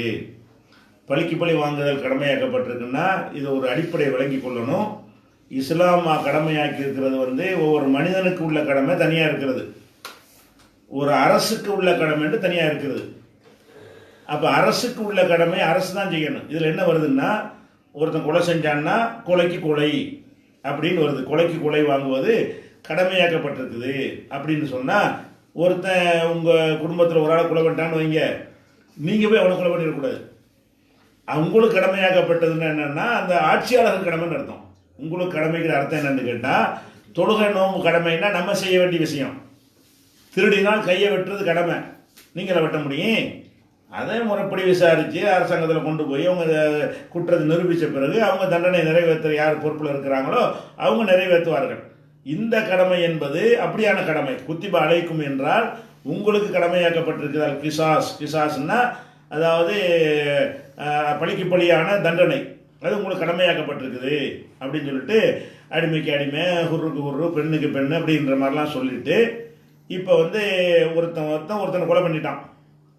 கொலை பண்ணிட்டா அதுக்குரிய தண்டனை கொலை தான், மரண தண்டனை தான். ஒரு உயிரை ஒருத்தன் எடுத்தான்னு சொன்னால் அதை ஜெயிலில் போடுறது, 6 மாதம் சோறு கொடுக்கறது, இந்த விளையாட்டு இஸ்லாத்தில் கிடையாது. கொலை செய்தான் என்று நிரூபிக்கப்படுமையானால், நிரூபிக்கப்பட்டால் அதுக்குரிய தண்டனை என்னன்னு சொன்னால், அவனும் சட்டத்தின் மூலம் கொல்லப்பட வேண்டும். அவன் சட்டமில்லாத முறையில் கொலை செஞ்சிருக்கிறான், அவனை சட்டத்தின் மூலம் நம்ம என்ன செய்யணும், கொலை செய்யணும் என்று உங்களுக்கு கடமையாக்கி இருக்கிறான் எல்லாம் அப்படின்னு சொல்கிறான். இது இஸ்லாமிய அரசு இருந்தால் கடமை. இப்போ நமக்கு அந்த கேள்வி கேட்க மாட்டான். இப்போ நம்ம முன்னாடி ஒருத்தன் கொலை பண்ணுறான், அவனை போய் நம்ம போய் கொலை பண்ணவும் முடியாது. நீ ஏன் அவனை கொலை பண்ணலன்னு நல்லா கேட்கவும் மாட்டான். எப்போ அதை செய்ய முடியும்? நம்மள்ட்ட அரசாங்கம் அதிகாரம் இருந்தால் தான் செய்ய முடியும். யாருக்கு அதிகாரம் இருக்கிறதோ அவங்களுடைய கடமை இந்த வசனம் பேசுகிறது. அதில் என்ன இருக்குன்னு கேட்டால், கொலை பண்ணிட்டானா, கொலை செய்யப்பட்டவனுக்கு 4 பிள்ளைங்க இருக்கிறாங்க. இந்த 4 பிள்ளைங்களில் 3 பேர் என்ன செய்கிறாங்கன்னு கேட்டால் தண்டிக்க தான் வேணுங்கிறாங்க. ஒரு பையன் என்ன செய்கிறான்னு கேட்டால், நான் பழி வாங்க நான் விரும்பலை, கொலைக்கு கொலை வேணாம், ஏதாவது நஷ்டஈடு மாதிரி எங்களை வாங்கி தந்துருங்க அப்படின்னு கேட்குறான். இப்படி கேட்டு விட்டால் கொலைக்கு கொலை கிடையாது. இந்த கொலைக்கு கொலைன்றது எப்போ வரும்னு கேட்டால், அந்த கொல்லப்பட்டவனுடைய வாரிசுகள் எல்லாருமா, யாரெல்லாம் அவன் சொத்துக்கு வாரிசாக வருவாங்களோ அவங்க அனைவரும் சேர்ந்து இதை மறுக்காமல் இருந்தால் தான் கொலைக்கு கொலை. அந்த வாரிசுகளில் யாராவது ஒருத்தர், சின்ன வாரிசு உள்ள ஒருத்தன் அதை மறுத்து விட்டான் என்று சொன்னால் மரண தண்டனை கிடையாது. அப்போ என்ன செய்யணும்? அப்போ பேச்சுவார்த்தை நடத்தி அரசாங்கம் அவனுடைய சக்தியை பார்த்து, இவனுடைய தேவையை பார்த்து, எத்தனை வயசில் கொல்லப்பட்டான்னு பார்த்து எல்லாத்தையும் கணக்கு பண்ணி ஒரு இழப்பீடு வாங்கி கொடுக்கணும். அப்போ அவனை கொண்டு எங்களுக்கு என்னங்க ஆக போகுது, எங்களுக்கு ஏதாவது வாங்கித்தாங்க அப்படின்னு கேட்டார்களே ஆனால், அனைவரும் கேட்காவிட்டாலும் ஒரே ஒரு வாரிசு கேட்டானே ஆனால் மரண தண்டனை கேன்சல் ஆகிவிடும், அனைவருக்கும் இழப்பீடு தான் கிடைக்கும். அதை தான் சொல்லி காட்டுறான். இப்படி இழப்பீடுன்னு சொன்ன பிறகு அப்புறமா நீ பழி வாங்க போயிடாத.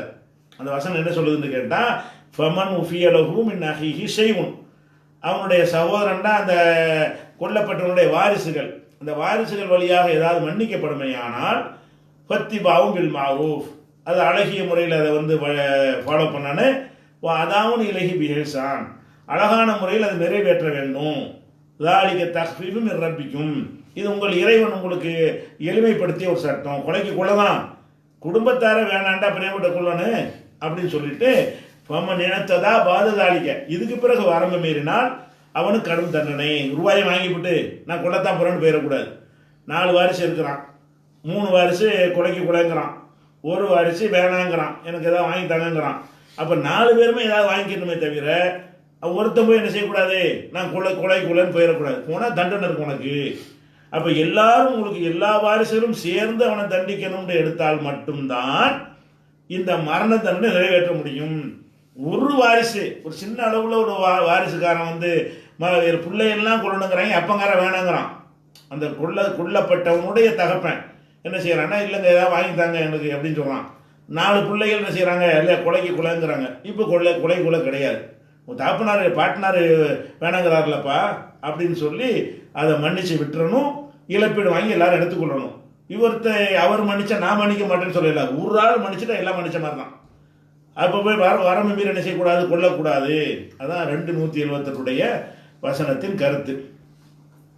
இது உங்களுக்கு அந்த 401 குறிப்பு போட்டிருக்கோம்ல, அதில் உங்களுக்கு அந்த விளக்கம்லாம் கிடைக்கும், அது பார்த்துக்கலாம். அவ்வளோதான்.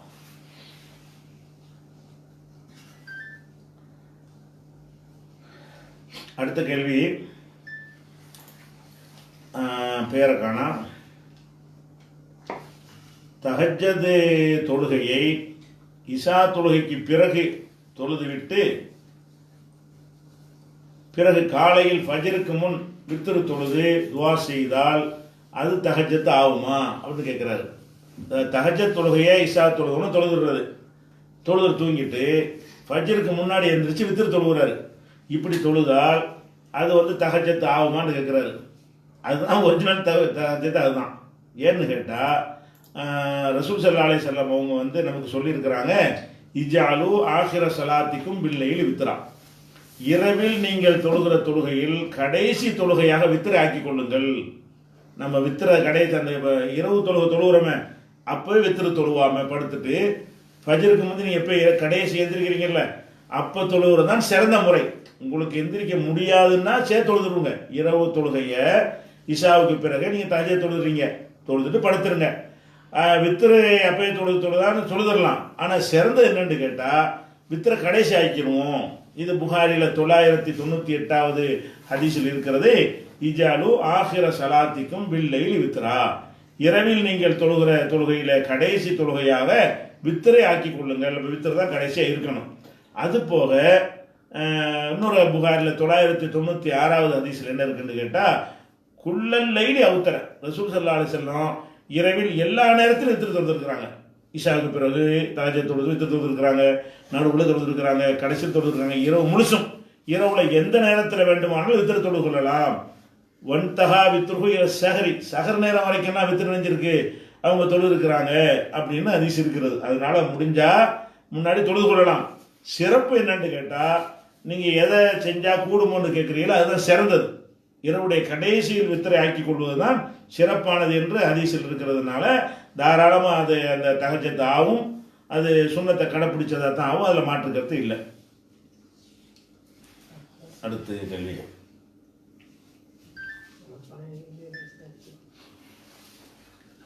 அடுத்த கேள்வி வந்து, வீட்டில் போதிய இடம் இல்லாததால் சிறிய மண்டபத்தில் விருந்து கொடுத்தால் போகலாமா? நபி வழி திருமணம் அப்படின்னு தாஜுதீன் என்பவர் போட்டிருக்காரு. ஊர் தெரியலை. அதாவது வீட்டில் இடம் இல்லை, இடம் இல்லாதனால என்ன செய்கிறாரு, சின்ன மண்டபம் பிடிச்சி விருந்து கொடுக்குறாரு.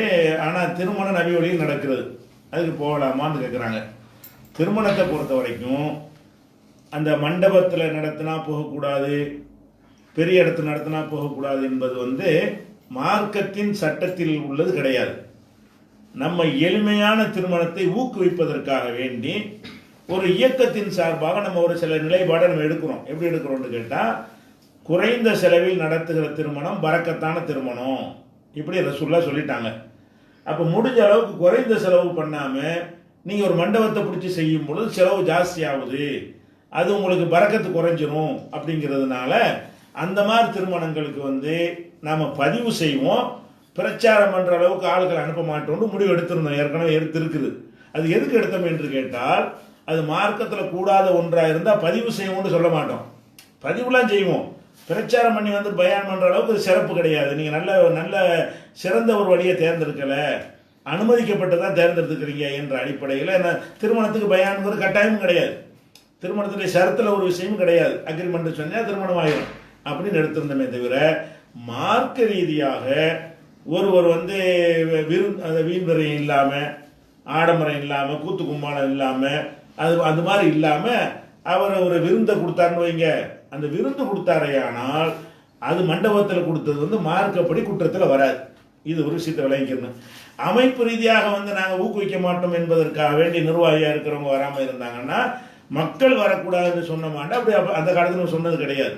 தாராளமாக நீங்கள் கலந்து கொள்ளலாம். அதே நேரத்தில் வந்து அந்த திருமணம் வந்து நபி வழியில் நடக்கணும். நீங்களே குறிப்பிட்டீங்க நபி வழி திருமணம்னு, அதில் எந்த விதத்து இல்லாமல் அனாச்சாரம் இல்லாமல் இருக்குமே. ஆனால் அதில் வந்து ஒரு தௌஹீதை பின்பற்றக்கூடிய ஒரு சகோதரர் போய் கலந்து கொள்ளலாமான்னா தாராளமாக கலந்து கொள்ளலாம், அதில் சாப்பிடலாம். ஒரு அமைப்பு ரீதியாக அதை பதிவு செஞ்சு பயான் பண்ணுறதுங்கும் போது அதை ஊக்குவிக்கிறது, பூஸ்ட் பண்ணுற மாதிரி, அந்த மாதிரி காரியத்தை தவிர்த்து கொள்ளணுங்கிற ஒரு நடைமுறை எடுத்துருக்குறோம். சரியான நடைமுறை தான். அப்படி இல்லாத வகையில் நீங்கள் சாதாரண மக்கள் போகலாமான்னு கேட்டால், அனாச்சாரங்கள் இல்லாமல் இருந்தால் தாராளமாக இப்போ கலந்து கொள்ளலாம். அதில் மார்க்கத்தில் எந்த தவறு இல்லை. மார்க்க சட்டப்படி தவறு என்று நம்ம இதுவரைக்கும் சொன்னதும் கிடையாது. இதுதான் அதுக்குரிய பதில்.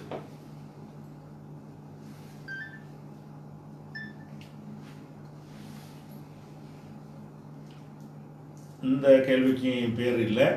என்ன கேட்குறாருன்னு கேட்டால், சுஜூது செய்பவருடன் சேர்ந்து நீங்களும் சுஜூது செய்யுங்கள் என்று குர்ஆனில் உள்ளது. என்னுடைய கேள்வி என்னவென்றால், இங்கு இந்தியாவின் ஜார்க்கண்ட் பிரதேசத்தை சேர்ந்த நிறைய முஸ்லீம் சகோதரர்கள் வேலை பார்க்கிறார்கள். ஜார்க்கண்ட் மாநிலம். அவர்களின் கழுத்து, கை, இடுப்பில் நிறைய தாவீஸ், தாயத்து கட்டியிருக்கிறார்கள். தாயத்து கட்டியவர் பின்னால் இமாமாக்கி தொழ முடியுமா? இது பற்றி விளக்குங்கள்னு கேட்குறாரு. என்ன சொல்கிறாருன்னு கேட்டால், அல்லாஹ் நமக்கு சொல்லும்போது சுஜூது செய்பவருடன் சேர்ந்து சுஜூது செய்யுங்கன்னு சொல்கிறான். ஜமாத்தை வலியுறுத்துறோம். நீங்கள் தனியாக தொழுவாமல் சுஜூது செய்பவர்களோடு சேர்ந்து தொழுங்கன்னு ஒரு கடமை இருக்கிறது. ஆனால் நாங்கள் ஜார்க்கண்ட் ஆட்கள்லாம் நாங்கள் பணியாற்ற இடத்துல நிறைய வேலை பார்க்குறாங்க, அவங்களும் தொழுகிற ஆளுக்கு தான். ஆனால் அவங்க கை இடுப்புலாம் நிறைய தாயத்து போட்டிருக்கிறாங்க. நாங்கள் இந்த கூட்டா தொழுகிறதா இருந்தால் அவங்க பின்னாடி தான் தொழ வேண்டி வருது. அப்போ சுஜூது செய்பவர்களோடு தொழுங்கள் என்பதற்காக அவங்களோடு சேர்ந்து கொள்வதா, அல்லது இந்த தாயத் செஞ்சார்கள் என்பதற்காக வேண்டி நாங்கள் அவங்கள விட்டு பிரிஞ்சு விடுவதா தொழுகையில், கூட்டு தொழுகையில் அப்படின்னு கேட்குறாரு. இதை பொறுத்த வரைக்கும் அதாவது சுஜூது செய்பவர்களோடு சுஜூது செய்யுங்கள்ங்கிறது ஜமாத்தா தொழுகிறத உண்மைதான், அது அந்த அர்த்தத்தில் இருக்கிறது. ஹதீஸிலும் வலியுறுத்தப்பட்டிருக்கிறது. 27 மடங்கு நன்மை என்றெல்லாம் சொல்லப்பட்டிருக்கிறது. அதில் மாற்றுக்கிறது கிடையாது. அதெல்லாம் அதை விட முக்கியமானது என்னென்னு கேட்டால், அந்த யாரை நம்ம பின்பற்றுகிறோமோ அவர் இணை கற்பிக்கிறவராக இருக்கக்கூடாது, சிற்கு வைக்கிறவராக இருக்கக்கூடாது. இது சிற்கு வைக்கிறா இருந்தால் என்ன ஆகும்னு கேட்டால், அவருடைய சிற்கு நமக்கு சேராது. அந்த அர்த்தத்தில் இது கிடையாது. ஒருத்தர் அல்லாவுக்கு இணை கற்பிச்சிட்டாருன்னு சொன்னால் அவரை நம்ம ஃபாலோ பண்ணும் பொழுது அவர் இணை கற்பித்த பாவம் நமக்கு வருமா? அந்த அர்த்தத்தில் இது நம்ம தடுக்கப்படவே இல்லை. அவர் பாவம் அவருக்கு தான், நம்ம பாவம் நம்மருக்கு தான். ஒரு பாவத்தை ஒருத்தர் சுமக்க மாட்டார். அந்த அர்த்தத்தில் இல்லாமல் அவரை பின்பற்ற அனுமதி இருக்குதா, அவரை தலைவராக இணை கற்பித்தார்னு தெரிஞ்ச பிறகு அவரை நமக்கு தலைவனாக வணக்க வழிபாட்டுக்கு தலைமை தாங்குவதற்கு தேர்ந்தெடுக்க அனுமதி இருக்குதா அப்படிங்கிற அடிப்படையில் தான் இதை பார்க்கணும். அப்படி பார்த்தோம் என்று சொன்னால் அல்லாஹ் என்ன செய்யறான்னு கேட்டால், மாக்கானலில் முஷ்ரிக்கீன யாமுரு மசாஜிதெல்லாம், அல்லாவுக்கு இணை கற்பிக்கிறவங்க மஸ்ஜிதுகளை நிர்வகிப்பதற்கு தகுதி இல்லை அல்லாஹ் குர்ஆன்ல சொல்றான். அல்லாஹ்வுடைய மஸ்ஜிதை நிர்வகிக்கிறவங்களா இருந்தால் அவங்க அல்லாவுக்கு இணை கற்பிச்சிட்டாங்கன்னு வைங்க, அவங்களுக்கு அந்த இணை கற்பித்தவங்களுக்கு நிர்வாகம் பண்ண தகுதி இல்லை. இந்த மாதிரி ஒரு அர்த்தத்தில் அல்லாஹ் குர்ஆன்ல சொல்லி காட்டுறான். அப்போ மஸ்ஜிதை பள்ளிவாசலை நிர்வகிக்கிறவங்க அல்லாவுக்கு இணை கற்பிக்க கூடாதுங்கிறான்ல. பள்ளிவாசல் நிர்வகிக்கிறத என்ன? இந்த காலத்தில் பள்ளிவாசல் நிர்வகிக்கிறதுக்கு வேண்டாம், நீங்கள் என்ன செய்யலாம், கரண்ட் பில் கட்டுறது, இந்த பில்டிங் கட்டுறது, மராமத்து பண்ணுவது, இந்த ஒழு செய்யறதுக்கு தண்ணி இதெல்லாம் நிர்வாகம்னு வச்சுக்கிடலாம். ரசூல் ஸல்லல்லாஹு அலைஹி வஸல்லம் காலத்தில் பள்ளிவாசல் நிர்வாகம்டா என்ன? சும்மா ஒரு குடிசையை போட்டிருப்பாங்க, கீழே போட்டிருப்பாங்க, அதான் நிர்வாகத்துக்கு ஒன்றும் கிடையாது. ஒழு செய்கிறத கூட அவங்க செஞ்சுட்டு வந்துடுவாங்க. அந்த மாதிரியான ஏற்பாடு, பாத்ரூம் ஏற்பாடுலாம் கூட அந்த பள்ளிகளெல்லாம் செய்யப்பட்டிருக்காது. அந்த காலத்திலையும் பொருந்தக்கூடிய அர்த்தம் தான் நம்ம செய்யணும். பள்ளிவாசல் நிர்வகித்தல் என்பதில் முக்கியமானது என்னன்னு கேட்டால், அந்த இபாதத்துக்கு தலைமை தாங்கிறது தான் மெயினான நிர்வாகமே. பள்ளிவாசலில் போய் தொழுகைக்கு இமாமா நிற்கிறார, அந்த நிற்கிறது என்பது தான் பள்ளிவாசல் நிர்வாகத்தில் முதன்மை நிர்வாகம். பிற்காலத்தில் அஜர்த்த கூலிக்கு சம்பளம் போட்டு முத்தவள்ளி தனியாக இருப்பார். அப்போ மன்னர்கள் தான் தொழுகை நடத்துவாங்க. முத்தவள்ளி தான் பள்ளிவாசல் தொழுகை நடத்துறதை எதுக்குன்னு கேட்டால் அவர் தான் செய்யணும். இஸ்லாமிய ஆட்சி இருந்த காலங்களில் எல்லாம் யாரை கவர்னராக போடுறாங்களோ, யார் அதிகாரியை போடுறாங்களோ, யார் அந்த வட்டார பொறுப்பாளரை போடுறாங்களோ அவர் தான் தொழுகையை நடத்துவார். தொழுகை நடத்தல் என்ற அந்த நிர்வாகமே யாருக்கு கிடைக்கும் என்று கேட்டால் அதிகாரிகளுக்கு தான் கிடைக்கும். அப்போ அந்த தொழுகை நடத்துவது தான் பள்ளிவாசல் நிர்வாகத்தினுடைய பிரதானமான ஒரு வேலை அப்படின்னு வைக்கும் பொழுது அல்லாஹ் குர்ஆன்ல என்ன சொல்றான்னு கேட்டால், அல்லாவுக்கு ஷிர்க் வச்சுட்டாங்கன்னு சொன்னால் அவங்க பள்ளிவாசல் நிர்வகிக்கக்கூடாது அப்படின்னு வருது. அப்போ ஷிர்க் வச்சுட்டாங்கன்னு கன்ஃபார்மாக சந்தேகத்துக்கிடாமல் இருக்கணும். சந்தேகத்துக்கிடம் இல்லாமல் அப்படி செய்வார்கள் என்று தெரிந்தால் அவரை இமாமாக ஏற்பது கூடாது. அவருடைய ஷிர்க் நமக்கு வரும்ன்ற காரணம் நம்ம சொல்லவே, அப்படி சொல்லி சில பேர் நியாயப்படுத்திட்டு இருக்கிறாங்க. அவர் ஷிர்க் வச்சா நமக்கு என்ன, நமக்கு ஒன்றும் இல்லை தான், அதெல்லாம் டாபிக். அவரை பள்ளிவாசல் நிர்வாகத்தில் உடனே நிப்பாட்டலாமா? அவர் நிப்பாட்டக்கூடாதுன்னா நம்ம அவர் நிற்கணும். அந்த அடிப்படையில் இந்த தாயத்து போடுறவரை பற்றி என்ன நிலைப்பாடு, என்ன மார்க்க நிலைப்பாடு, தெல்ல தெளிவான வார்த்தையில் ரசூலுல்லாஹ் சொல்றாங்க. மன் அல்லக தமீமத்தன் ஃபக்கத் அஷ்ரக, யார் தாயத்தை தொங்க விட்டுக் கொள்கிறானோ அவன் உறுதியாக இணை கற்பித்து, வெறும் அஷ்ரக்கன்னு சொல்லலை, கது அஷ்ரக, கதுன்னா கன்ஃபார்ம், திட்டவட்டமாக. அப்போ திட்டவட்டமாக அவன் இணை கற்பித்து விட்டான் அப்படிங்கிறாங்க. இணை கற்பித்தல்ங்கிறது பல விஷயங்கள் இருந்தாலும் இதுக்கு ரசூலுல்லாஹ் நேரடி வார்த்தையே போடுறாங்க.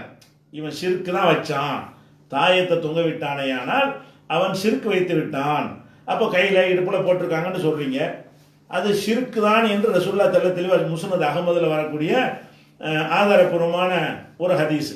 எந்த அளவுக்கு ஆதாரப்பூர்வமான ஹதீஸ்ன்னு கேட்டால், உக்பா பின் ஆமீருங்கிறவங்க அறிவிக்கிறாங்க, ரசூல் ஸல்லல்லாஹு அலைஹி வஸல்லம் அவங்கள்ட்ட ஒரு கூட்டத்தார் கூட்டத்தார்னா ஒரு 10 பேர் கொண்ட ஒரு கூட்டத்தார் வந்து ரசூல்லாட்ட வந்து என்ன செய்கிறாங்க, சந்திச்சு இஸ்லாத் தழுவுறதுக்கு வர்றாங்க. அப்போ 9 பேர்கிட்ட ரசூல்லா என்ன செய்கிறாங்கன்னா பையத்து பண்ணுறாங்க. இஸ்லாத் தழுவு வரும் பொழுது சொல்லு அஷ்ஹது அல்லா இலாஹ இதெல்லாம் சொல்லி கொடுத்து அவர்கிட்ட உறுதிமொழி வாங்குறாங்க. அம்சக அன் வாஹிதின், ஒரு ஆள்கிட்ட வாங்க மறுத்துட்டாங்க. 10 பேர் வர்றாங்க, 9 பேர்கிட்ட அந்த உறுதிமொழி வாங்குறாங்க, ஒரு ஆள்கிட்ட உறுதிமொழி வாங்க மறுத்துறாங்க. உறுதிமொழி நான் இஸ்லாத்தில் தழுவுற களிமா தான், அந்த உறுதிமொழி வாங்கலை. அப்போ எல்லாரும் கேட்குறாங்க, யார சொல்லல பாயாத்த திசாத்தன், 9 பேருக்கு நீங்கள் பையத்து பண்ணிட்டு ஒரு தரக்தஹாதா, இந்த ஆளை விட்டுவிட்டீங்களே அப்படின்னு கேட்குறாங்க. அப்போ ரசூல் ஸல்லல்லாஹு அலைஹி வஸல்லம் சொல்கிறாங்க, இன்னாலைஹி தமீமத்தன், அவர்கிட்ட தாயத்து இருக்கு பாரு அப்படிங்கிறாங்க. நான் 9 பேருக்கு நீங்கள் தாயத்து போடாமல் வந்திருக்கிறீங்க, அவர்கிட்ட ஒரு ஆள்கிட்ட தாயத்து இருக்கிறது. இப்போ இஸ்லாத்தை ஏற்றுக்கொள்றேன்னு வர்றாரு, இது ஒரு ஒன்றா சேரேன், தாயத்தையும் போட்டு இஸ்லாம் இப்படி ஒன்றா இருக்கேன், அது ரெண்டு மேட்ச் ஆகாது அப்படின்னு சொல்லி ரசூல் என்ன செய்கிறாங்க, அவர்கிட்ட தாயத்து இருக்குது அதெல்லாம் முடியாதுன்றாங்க. சொல்லிவிட்டு என்ன செய்கிறாங்கன்னு கேட்டால் அவங்களே கையை விட்டு அந்த தாயத்தை அறுத்துட்டு பிறகு அவங்க பய செஞ்சு கொடுக்குறாங்க. அவர்கிட்ட தாயத்தை அறுத்துட்டு என்ன செய்கிறாங்க, அவர்கள் தெரியாமல் செஞ்சு சொல்லியிருப்பான்னு நினைக்கிறேன். அப்போ அதுகளை எதகு கையை நுழைத்து ஃபகத்தாகா, அதை கட் பண்ணினார்கள். இப்போ பாயாகு, அப்போ பய செய்தார்கள். செய்துவிட்டு ஒக்கால மண் அல்லக்க தமீமத்தன் ஃபகத் அஷ்ரக, யார் தாயத்தை தொங்க விடுறாங்கன்னா இணை கற்பித்து. அப்போ தான் சொல்கிறாங்க, இந்த தாயத்தை தொங்க விடுறது தத்துவார்த்த ரீதியாக கூட சொல்லாமல் ஒரு அந்த சம்பவத்தை நீங்கள் நினச்சி பார்க்கணும். இந்த சம்பவம் என்ன, வெளியூர்கள்லேருந்து கூட்டம் கூட்டமாக அந்த ரசூல்லாட்ட இஸ்லாத்தை தழுவ வருவாங்க. வரும் பொழுது இஸ்லாத்தில் ஒரு உறுதிமொழி ரசூல்லா வாங்குங்க, நாங்கள் வந்து இணை கற்பிக்க மாட்டோம், விபச்சாரம் செய்ய மாட்டோம், திருட மாட்டோம், அவதூறு சொல்ல மாட்டோம் அப்படின்னு சில ஒரு காரியங்கள்லாம் சொல்லி உறுதிமொழி வாங்கின பிறகு ஒரு முஸ்லீம் ஆவாங்க. அப்படி வாங்குற முஸ்லீம் 9 பேர்கிட்ட வாங்கிட்டு ஒருத்தரை தவிர்க்கிறாங்க. மற்றதெல்லாம் கரெக்டாக இருந்தால் கூட இவர் வந்து தாயத்து போட்டிருக்காரு. அதனால தாயத்து ஷிர்க் என்பதே கன்ஃபார்ம் டவுட்டே இல்லாத ஒரு விஷயம். அது உங்களுக்கு வெளிப்படையாக தெரிஞ்சு உள்ள மறைச்சிருந்தால் தெரியலைன்னா அது அல்லாஹ் கேட்க மாட்டான். இடுப்புக்குள்ளே தாயத்தை போட்டிருக்காரு, நமக்கு தெரியவே இல்லை, அவர் பின்பற்றி தொழுதுட்டோம், நிஜத்தில் அவர் போட்டிருந்தாரு, அல்லாஹ் நம்ம கேட்பானா, கேட்க மாட்டான். நமக்கு தெரியுது போட்டிருக்காருன்னு தெரியும் பொழுது நம்ம பின்பற்றி தொழுதோமே. ஆனால் அது வந்து அந்த அல்லாஹ்வுடைய பள்ளிவாசல் நிர்வகிக்கிற பொறுப்பை இணை கற்பிக்கிறார்கிட்ட கொடுத்தோங்கிற ஒரு குற்றம் வந்துவிடும். அதனால சேர்ந்து தொழுவுங்கள் என்பது வந்து பொதுவாக நீங்கள் எடுத்துக்கக்கூடாது. அவர் இணை கற்பிக்காமல் இருக்கணுங்கிற ஒரு கண்டிஷன் அதை வச்சுக்கிறேன்னு, அதான் விஷயம்.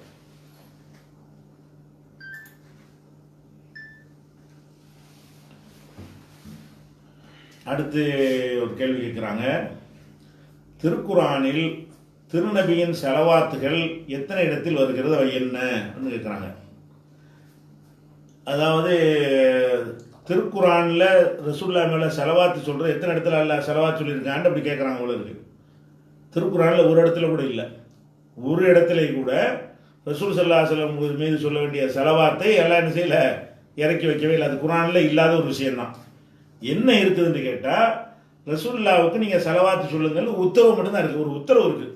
செலவாத்தை இல்லை அல்லாஹும்ம ஸல்லி அலா முஹம்மதின் வ அலா ஆலி முஹம்மதின் அப்படி எதுவும் இறங்கவே இல்லை. அல்லாஹ்வுடைய உத்தரவு என்ன இருக்குன்னு கேட்டால் இன்னல்லாஹு வ மலாயிகத்துஹு, அல்லாஹ்வும் வானவர்களும் யுஸல்லூன அலன் நபி, யுஸல்லூன அலன் நபி. இது என்ன விளைவிக்கிறது, யுஸல்லூனங்கிற வார்த்தை வந்த உடனே அல்லாஹ்வும் செலவாத்து சொல்கிறான்னு சில பேர் தப்பு அர்த்தம் செஞ்சிடறாங்க. அல்லாஹ் செலவாத்து சொல்ல மாட்டான். செலவாத்துன்னா முதல் அர்த்தத்தை நீங்கள் விளைவிக்கணும். செலவாத் என்று சொன்னால் அருளை வேண்டுவதுன்னு அர்த்தம்.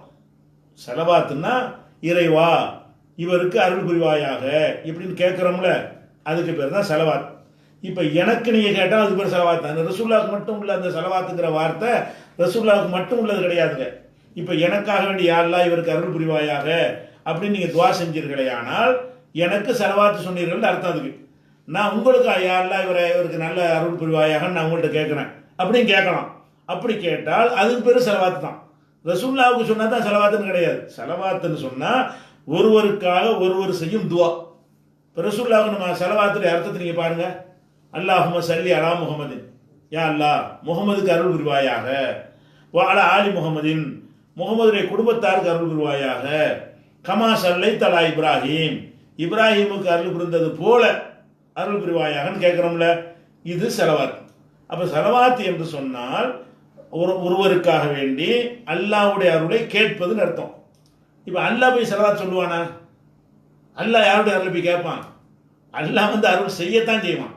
அருள் செய்கிறவன் அல்லாஹ், அருளை கேட்பவன் வந்து நம்ம. அதனால என்ன செய்வாங்கன்னு கேட்டால் எல்லா தப்சீர்கள்லையும் கிராமர் நூல்களையும் என்ன செய்வாங்கன்னா அந்த சலவாத்துங்கிற வார்த்தை அல்லாவோட சேர்க்கும் பொழுது அருள் செய்கிறான் என்று அர்த்தம் செய்ய வேண்டும்.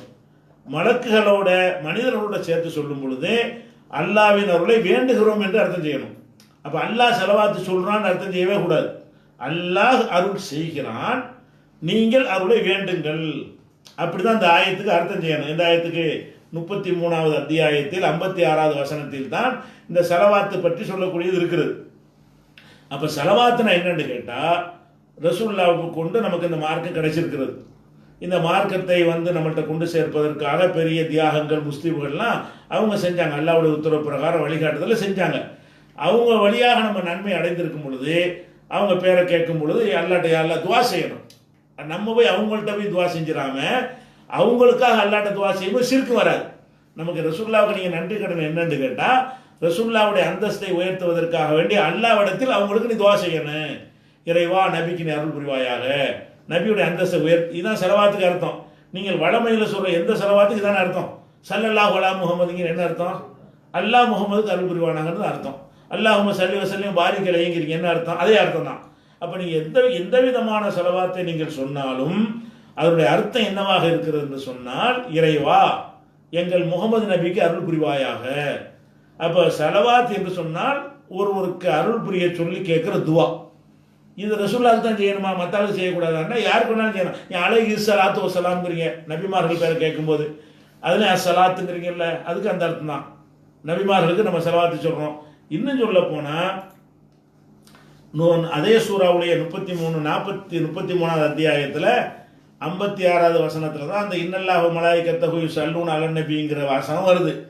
அதுக்கு ஒரு 12 வசனத்துக்கு முன்னாடி என்ன வருதுன்னு கேட்டால் ஹுவல்லதி யுஸல்லி அலைக்கும் மலாயிகத்தஹு, உங்கள் மீது அந்த மாணவர்கள் செலவாத்து சொல்கிறாங்க. நமக்கு ரசூலுல்லாஹ்க்கு மட்டும் இல்லை, மலக்குமார்கள் உங்கள் மீது செலவாத்து சொல்கிறார்கள் நல்லா சொல்கிறான். அப்போ ரசூலுல்லாஹ் மேலேயும் செலவாத்து சொல்கிறாருன்னு சொல்கிறான் 33:56. எல்லா முஸ்லிம்கள் மீது மலக்குமார்கள் செலவாத்து சொல்கிறாங்க. அப்போ செலவாத்து நமக்கு உரியது தான். செலவாத்துக்கு ரசூலுல்லாஹ்வுக்கு மட்டும் உள்ளது தப்பாக விளையிட்டு இருக்கிறாங்க. செலவாத்து என்பது வந்து எல்லா முஸ்லிம்களுக்கும் நம்ம சொல்லலாம். யா அல்லாஹ் அல்லாஹும்ம ஸல்லி அலா முஹம்மதுன்னு சொல்கிற மாதிரி அல்லாஹும்ம ஸல்லி அலா ஃபாத்திமான்னு சொல்லலாம். ஃபாத்திமாவுடைய உங்களுக்கு வேண்டிய ஒரு ஆளாக இருப்பாரே ஆனால் அல்ல அப்துல் காதர் அல்லாஹும்ம ஸல்லி அலா அப்துல் காதர் யா அல்லாஹ் அப்துல் காதர் அருள் கேட்கலாம். இதுவும் செலவாத் தான். இப்போ செலவாத் என்பது ரசூலுல்லாஹ்வுக்கு சொல்வது வந்து வலியுறுத்தப்பட்டிருக்கிறது. கூடுதல் நன்மை கிடைக்கும். ஒன்றுக்கு ஒரு தடவை செலவாத்து சொன்னால் 10 தடவை அல்லாஹ் வந்து அருள் செய்கிறான். அது கூடுதல் சிறப்புரியது. நமக்கு வேண்டப்பட்ட ஆட்களுக்காக வேண்டி அல்லாஹும்ம ஸல்லி என்று சொல்லி என்ன செய்யலாம், யாரை வேணாலும் நீ சேர்த்துக்கலாம். அல்லாஹும்ம ஸல்லி அலா அபி, எங்கள் வாப்பாவுக்கு அல்லாஹ் அருள் புரின்னு கேட்கலாம். வாப்பாவுக்கு செலவாத்து சொல்லலாம், உம்மாவுக்கு செலவாத்து சொல்லலாம், கணவனுக்கு செலவாத்து சொல்லலாம், மனைவிக்கு செலவாத்து சொல்லலாம். அல்லாஹும்ம ஸல்லி அலா ஸௌஜி, யா அல்லாஹ் என் கணவருக்கு நீ அருள் புரிவாயாகன்னு கேட்கலாம். இது கணவனுக்கு சொல்கிற செலவாத்து. இப்போ செலவாத்துன்னா என்ன அர்த்தம்னு கேட்டால் ஒருவருக்காக அல்லாஹ்வின் அருளை கேட்டு செய்யும் துவா. அது யாருக்கு, எல்லா மூமினான ஆட்களுக்கும் செய்யலாம். ரசூலுல்லாஹ்வுக்கும் செய்யலாம், நபிமார்களுக்கு செய்யலாம், சகாபாக்களுக்கு செய்யலாம், நம்ம வாழ்ந்து சக காலத்தில் வாழ்கிற எல்லா மக்களுக்குமே செய்யலாம். அருள் எல்லாருக்கும் தேவை. அது மாதிரி என்ன செய்யலாம் இன்னும் சொல்ல போனால் இப்போ ரசூலுல்லாஹ்ட்ட வந்து ஜக்காத்து வசூலிக்க சொல்லி எல்லாம் கட்டளையிடலாம். 9:103 9:103 சொல்லும்போது என்ன செய்யறான்னு கேட்டால் ஹுதுமின் அம்பாலிஹிம் சதகா, நபியே அவங்களுடைய செல்வங்கள்லேருந்து ஜக்காத்தை கலெக்ட் பண்ணி எடு, துதாஹீரஹும் வ துஸக்கீஹும் பிஹா, அதன் மூலம் அவங்கள வந்து தூய்மைப்படுத்து என்று சொல்லிவிட்டு ஓ ஸல்லி அலைஹிம், அவர்களுக்கு நீ செலவாத்து சொல்லுங்கிறான். அல்லாஹ் ரசூலுல்லாஹ் கட்டளையிடறான். யாருக்கு? ஜக்காத்தை வசூல் பண்ணிட்டு அவங்களுக்கு நீ செலவாத்து சொல்லு, ஸல்லி அலைஹிம், அவங்களுக்கு நீ செலவாத்து சொல்லுன்னா துவா செய்யன்னு அர்த்தம். அப்போ ரசூலுல்லாஹ் வந்து நமக்கு செலவாத்து சொல்கிறாங்க. நம்ம ரசூலுல்லாஹ்க்கு சொல்கிற மாதிரி நம்ம ஜக்காத்து கொடுத்தோன்னே அல்லாஹ் உனக்கு அருள் செய்வானாக அப்படின்னு ரசூலுல்லாஹ் சொன்னார்களே, ஆனால் ரசூலுல்லாஹ் எனக்கு செலவாத்து சொன்னாங்கன்னு அர்த்தமாகுது. நானும் ரசூலுல்லாஹ்வுக்கு செலவாத்து சொல்லலாம், ரசூலுல்லாஹ்வும் எனக்கு செலவாத்து சொல்லலாம். நம்ம அந்த காலத்தில் வாழ்ந்திருந்தால், நம்ம ரசூலுல்லாஹ் காலத்தில் வாழ்ந்தோன்னு வைங்களேன், நான் ஜக்காத்தை கொண்டே கொடுத்தோன்னு வைங்களேன், ஜக்காத்தை கொண்டு நான் தர்றாரு இந்த ஆளு மக்கள் நன்மைக்காகன்னு சொல்லி ஓ ஸல்லி அலைஹிம், அவர்களுக்கு செலவாத்து சொல்லுன்னு அல்லாஹ் கட்டளையிடுறதுக்காக வேண்டி ரசூலுல்லாஹ் நமக்கு செலவாத்து சொல்லியிருப்பாங்க. எப்படி? இறைவா இவருக்கு அருள் செய்வாயாக, அதான் செலவாத்து. இன்னும் சொல்லிட்டு இன்ன ஸலாத்தக ஸகனுன் லஹும், நீங்கள் அவர்களுக்கு சொல்லுகிற செலவாத்து அவங்களுக்கு ஒரு மன அமைதியை கொடுக்கும். ரசூல்லா துவா செஞ்சுட்டாங்க, நம்ம ஜக்காத்தை கொடுத்தோம், அல்லாஹ்வுடைய ரசூல் நமக்காக துவா செஞ்சுட்டாங்கன்னு உங்கள் செலவாத்தை உங்களுக்கு அமைதியை கொடுக்கும். அல்லாஹ் 9:103 சொல்கிறான். அப்போ என்ன விளங்குது? இந்த செலவாத்துங்கிறது என்னமோ செலவாத்துனா ரசூல்லாவே கடவுளாக்குற மாதிரி விளங்கிட்டு இருக்கிறாங்க. ரசூல்லாவை அல்லா மாதிரி ஆக்கி என்னமோ ரசூல்லாட்ட நம்ம துவா செய்கிற மாதிரி தப்பாக விளங்கிட்டு இருக்கிறாங்க. செலவாத்துன்னு சொன்னால் அல்லாவிடத்தில் ஒருவருக்கு செய்யும் துவா. ரசூல்லாவுக்கு செஞ்சீங்கன்னா ரசூல்லாவுக்கு சொல்கிற செலவாத்து, எனக்கு செஞ்சீங்கன்னா எனக்கு நீங்கள் செலவாத்து சொன்னீங்கன்னு அர்த்தம், உங்களுக்கு நான் சொன்னால் உங்களுக்கு செலவாத்து சொன்னீங்கன்னு அர்த்தம். இந்த குர்ஆனில் பொறுத்தவரை என்ன இருக்குன்னு கேட்டால், மலக்குமார்கள் ரசூல்லா மேலே செலவாத்து சொல்கிறாங்கன்னு 33:56 சொல்கிறான்ல, உங்கள் எல்லாருமே மலக்குமார்கள் செலவாத்து சொல்கிறாங்கன்னு சொல்லி 33:43 சொல்கிறான். செலவாத்து பொதுவு. ரசூல்லாவுக்கு அல்ல கட்டளை ஏறான், நீ அவங்களுக்கு செலவாத்து சொல்லு. நமக்கு கட்டளை நீங்கள் ரசூல்லாவுக்கு செலவாத்து சொல்லுங்கண்டு. ரசூல்லாவுக்கு கட்டளை என்ன? நபியே நீ அவங்களுக்கு செலவாத்து சொல்லு அப்படின்னு 9:103 சொல்கிறான். அதனால இப்படி இந்த 3 தான் இந்த செலவாத்து குறித்து குர்ஆனில் இருக்கிற ஒரு விஷயம். நம்ம அல்லாஹும்ம ஸல்லி அலா இந்த துவாக்கள் எல்லாம் ஹதீஸ்லேருந்து அறிஞ்சு கொண்டது. அத்தஹியாத்தில் ஓதுற செலவாத்தெல்லாம் இருக்குல்ல, இதெல்லாம் ஹதீஸுகள்லேருந்து நம்ம அறிஞ்சு கொண்ட செலவாத்தானே தவிர குர்ஆனில் எந்த ஒரு செலவாத்தை என்ன செய்யல, இடம்பெறவே இல்லை. எத்தனை இடத்துல இடம்பெறுதுங்கிற இந்த கேள்வி சரியில்லாத ஒரு கேள்வி. ரொம்ப வேர்த்து இன்னைக்கு என்ன தெரியல.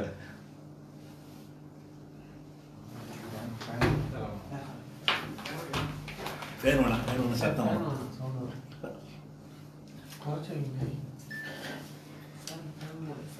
சுகர் குறைஞ்சா வரும், சுகர் கம்மியாக.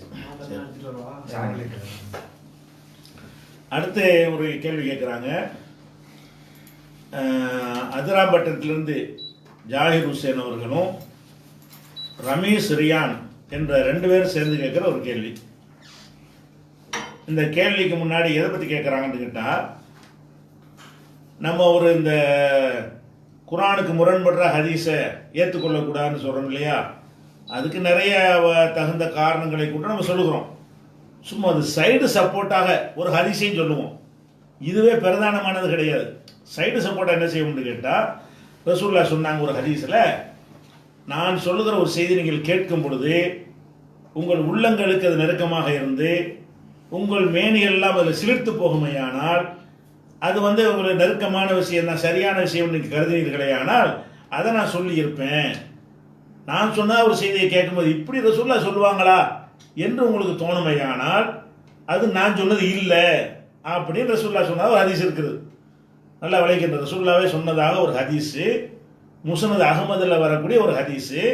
அந்த ஹதீஸ் என்ன சொல்லுதுன்னு கேட்டால், என் மூலமாக ஒரு செய்தி கேள்விப்படுறீங்க, இது ரசூல்லா சொல்லியிருப்பாங்க, நல்ல கருத்தாக ரசூல்லா கண்டிப்பாக சொல்லியிருப்பாங்க என்று உங்களுக்கு தோன்றுமையானால் அதை நான் தான் சொன்னேன் என்று எடுத்துக்கொள்ளுங்க. ஒரு ஹதீஸை கேள்விப்படுறீங்க, அது உங்கள் உள்ளமே பிடிக்கலை, இப்படியெல்லாம் ரசூல்லா சொல்லியிருக்க மாட்டாங்க அப்படிங்கிற மாதிரி உங்களுக்கு தோணுச்சுன்னு சொன்னால் அதை விட நான் தூரமானவன். இந்த ஹதீஸை எடுத்து போட்டு குர்ஆனுக்கு முரண்படுற ஒரு ஹதீஸை ரசூல்லா எப்படி சொல்லியிருப்பாங்கன்னு பேசும் பொழுது இதையும் ஒரு ஆதாரமாக நம்ம சொல்லுவோம். ஆனால் இதுவே பிரதானமான ஆதாரம் கிடையாது. இந்த ஹதீஸே இல்லாட்டா கூட அதான் சட்டம். என்ன சட்டம்? குர்ஆனுக்கு மாத்தம். குர்ஆன் பாதுகாக்கப்பட்ட வஹிக்கு வஹி முரண் வராது. அப்படி வரும் பொழுது எது வலுவானதாக இருக்கிறதோ அதற்கு மாற்றமாக வலு குறைந்தது இருக்குமே, ஆனால் வலு குறைந்து தள்ளிவிட வேண்டும். நீங்கள் சாதுன்னு தள்ளுறதை விட இது வலுவாக தள்ளணும் அப்படிங்கிறது தான் அடிப்படையை தவிர இந்த ஒரு ஹதீஸை வைத்து கொண்டு நம்ம என்ன செய்யலை, குர்ஆனுக்கு முரண்படுற ஹதீஸை ஏற்றுக்கொள்ளக்கூடாது என்று நம்ம சொல்லவே இல்லை. இந்த ஹதீஸே இல்லாமல் பலவீனம் இட்டு கட்டப்பட்டதுன்றது ஹதீஸ் ஆனாலும் கூட நம்முடைய நிலைப்பாட்டை அது பாதிக்குமான்னா பாதிக்காது. ஏன்? குர்ஆனுக்கு முரண்பட்டால் ஏற்றுக்கொள்ளக்கூடாதுங்கிறதுக்கு அவ்வளோ அழுத்தமான வாதங்களை போட்டு என்ன செய்யணும், நம்ம நூலும் போட்டிருக்கிறோம், ஆர்டிகளும் போட்டிருக்கிறோம். இப்போ என்ன வருதுன்னு கேட்டால், இந்த ஹதீஸை பற்றி அவர் கேள்வி கேட்குறாரு. ரமேஷ் ரியான்கிறவர் ஜாகிர் ஹுசைன் அதிரி என்ன கேட்குறாங்கன்னு கேட்டால், இந்த ஹதீஸு பலவீனமானது என்று சொல்லுகிறார்கள். யார் சொல்லுகிறார்கள் கேட்டால், ஒரு இலங்கையைச் சேர்ந்த ஒரு மௌலவி சொன்னதாக எழுத்து வடிவமாக ஒருத்தர் பதிவிட்டிருக்காரு போல இருக்கு. அதை போட்டாங்க. அந்த இலங்கை மௌலவி சொன்ன வீடியோலாம் நமக்கு கிடைக்கல, அதனால ஒரு பேரை சொல்ல தேவையில்லை. அவர் சொன்னாராங்கிறது தெரியலை. அவர் சொன்னார் என்று சொல்லி ஒரு பதிவு ஓடிக்கொண்டிருக்கிறது. அந்த வீடியோ இருந்தால் அனுப்புங்கன்னு கேட்டால் வீடியோ நீ கிடைக்கல, அவர் இப்படி சொன்னாரான்றது. அதனால் எவர் சொன்னார் வேண்டியதெல்லாம் செய்திக்கு மட்டும் வருவோம். அது என்ன செய்கிறாங்கன்னு கேட்டால், இந்த ஹதீஸில் வந்து ரபியா பின் அபு அப்துல் ரஹ்மான் என்பவர் ஒரு அறிவிப்பாளராக வர்றார். இவர் சரியான ஆள் இல்லை, சரியான ஆளாக இருந்தாலும் இவர்கிட்ட சில விமர்சனங்கள் இருக்குது, அதனால இந்த ஹதீஸை ஏற்றுக்கிற கூடாது அப்படின்னு பலவீனமான ஹதீஸ் என்று ஒரு வாதத்தை வைப்பதாக ஒருத்தர் பதிவு போட்டிருக்கார். அந்த பதிவு பெரிய பதிவு, அந்த பதிவு அப்படி மொத்தமாக எழுதியிருக்கிறாங்க. எழுதி இந்த மாதிரியான ஒரு ஆள்கிட்டருந்து வர்றதுனால இந்த ஹதீஸை எப்படி ஏற்றுக்குருவீங்க அப்படின்னு கேட்குறாங்க. அவங்க என்னென்னலாம் போடுறாங்கன்னு கேட்டால், அதாவது இவர் வந்து சொந்த அறிவுக்கு முக்கியத்துவம் கொடுக்கக்கூடிய ஒரு ஆளாக இருந்தார், இவர் காண சிக்கத்தன், இவர் நம்பகமானவராக இருந்தார், கசீரல் ஹதீசி நிறைய ஹதீஸ் அறிவிச்சிருக்கிறாரு, இப்போ காணும் எத்த கூணகுலி மோதி ரை, இவர் வந்து சொந்த அபிப்பிராயத்துக்கு முக்கியத்துவம் கொடுக்குற ஆளாக இருந்ததுனால இவரை தவிர்ப்பார்கள் அப்படின்னு ஒரு வாசகத்தை போட்டு, இவர் வந்து இப்படியான ஒரு ஆள், இவர் ஹதீஸில் வந்து சுய கருத்தை நுழைக்கிறவர் என்ற ஒரு காரணத்தை காட்டி இப்படி அவர் சரியில்லை என்று ஒரு வாதம் வைக்கிறாங்க. ஆனால் இது வந்து சரியான விமர்சனம் இல்லைன்னு வந்து மறைக்கிறாங்க. அதாவது ஒருத்தரை பற்றி பேசுகிறதா இருந்தால் அவரை பற்றிய முழு விமர்சனத்தை வைத்து நம்ம பேசணும். அவரை பற்றிய முழு விமர்சனம் என்ன? இப்போ உதாரணமாக அப்துல் அசீஸ் பின் அபு சலமாங்கிறவர் சொல்கிறாரு, ஈராக் வாசிகளே தக்கூரூன ரபியா அரைங்கிறீங்க, ரபியா என்பவரை வந்து சொந்த புத்தியில் பேசுகிறாள், சுய கருத்தை பேசக்கூடியவர் நீங்கள் சொல்லுகிறீர்கள். ஒல்லாஹி மாராய் து அகதன் அஹ்ஃபல்லி சுன்னத்தி மின்ஹு, இவரை விட சுன்னத்தை பேணக்கூடிய யாரையும் நான் பார்த்தது கிடையாது. அதாவது இந்த யார் இப்படி சொல்கிறாங்களோ அவங்களுக்கு அந்த காலத்தில் மறுப்புன்னு சொல்லிட்டாங்க. யாரை பற்றி சொல்கிறீங்க சொந்த அபிப்பிராயம் பண்ணுறவர்னு? இவரை மாதிரி சுண்ணத்தை பேன்ற ஒரு ஆள் நான் பார்த்ததே இல்லைங்கிற வாசகம் அவர் சொல்கிறார்ல, அதுக்கு முந்தின வரியில் இருக்கிறது. எந்த வரியில் இவர் வந்து சொந்த அபிப்பிராயம் சொல்கிறவர்னு எடுத்து காட்டுறாங்களோ அதுக்கு மேலே உள்ள வரியில், அதே கிதாபில் மேலே உள்ள வரியில் என்ன இருக்குன்னு கேட்டால், மாராய் துவாகதன் அஹ்ஃபல்லி சுன்னத்தி மின்ஹு, இவரை விட சுண்ணத்தை பேணக்கூடிய ஒருத்தரையும் நான் கண்டது இல்லை, நீங்கள் தப்பாக சொல்லிட்டு இருக்கிறீங்கன்னு சொல்லி அப்போவே மறுப்பும் சொல்லியிருக்கிறாங்க. அதனால இவர் வந்து இந்த ஒரு சுண்ணத்தை பேணாத ஒரு ஆள் அப்படிங்கிறது தப்பான ஒரு விஷயம். அடுத்து என்ன விஷயம்? அடுத்து பாருங்க, அவரை பற்றி விமர்சனம் பண்ணுறாங்க. அதாவது என்ன செய்கிறாங்கன்னு கேட்டால், அப்துல் அஜீஸ் இப்னு அபு சலமா அறிவிக்கிறார், நான் ரபிஆவிடம் அவரது மரண நோயின் நிலையில் சந்தித்து சொன்னேன், நாங்கள் உங்களிடம் கல்வி கற்றுள்ளோம், நீங்கள் எங்களுக்கு தீர்ப்பளித்த விஷயத்தில் வேறு யாரிடமிருந்தும் நாங்கள் விமர்சனத்தை பார்க்கவில்லை, நாங்கள் அதை நல்லதாக யூகித்து தீர்ப்பளிக்கிறோம் அப்படின்னு சொன்னாங்களாம். அப்போ ரபியா சொன்னாராம், என்னை அமர வையுங்கள், நீங்கள் நாசமடையுங்கள், நீ சொல்லும் இந்த முட்டாள்தனமான சொல்லை விட மடையனாக மரணிப்பதே சிறந்தது, எனவே வேண்டாம் வேண்டாம் என்று 3 முறை கூறினார். இப்படின்னு ஒரு தமிழ் தான் அரபி போடலவங்க. இதை போட்டுட்டு என்ன செய்கிறாங்கன்னா, தனது மறதி மற்றும் சுய புத்தியை சில சமயங்களில் ஹதீஸில் புகுத்திய விஷயத்தை அவரை நிரூபிக்கிறாரு அப்படிங்கிறாங்க. இதில் என்ன என்ன சொல்கிறாங்க, என்ன அரபியில் இருக்குன்னு அவங்க பார்க்கல, அதுக்கு என்ன அர்த்தம்னு பார்க்கல. அந்த அரபி வாசகம் என்ன இருக்குன்னு கேட்டால்,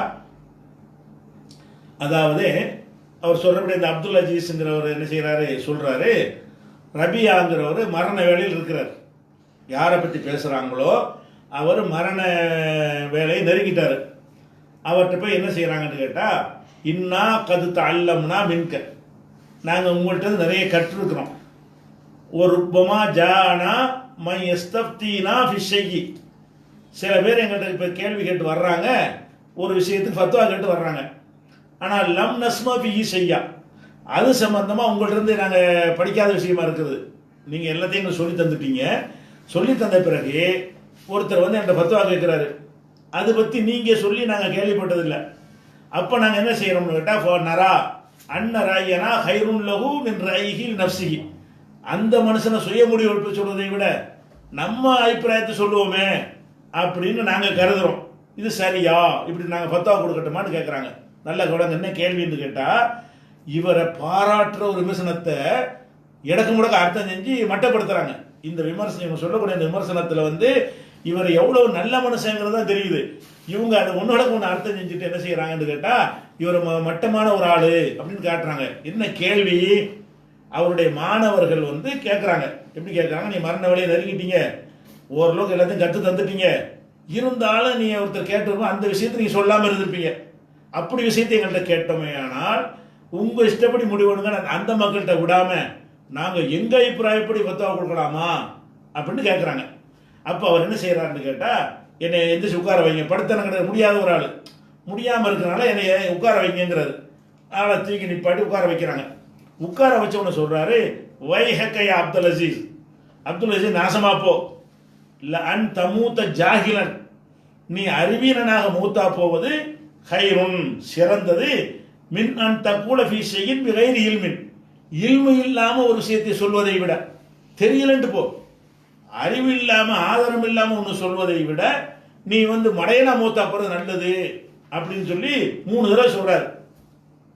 இது எதை காட்டுது, அவர் கேட்கிறார் நாங்க இஷ்டத்துக்கு பத்தா கொடுக்கலாமாங்கிறாரு. இஷ்டத்துக்குலாம் கொடுத்துறாத, இல்மு இருக்கணும், ஆதாரம் இருக்கணும், ஹதீஸ் அறிவிப்பு இருக்கணும்.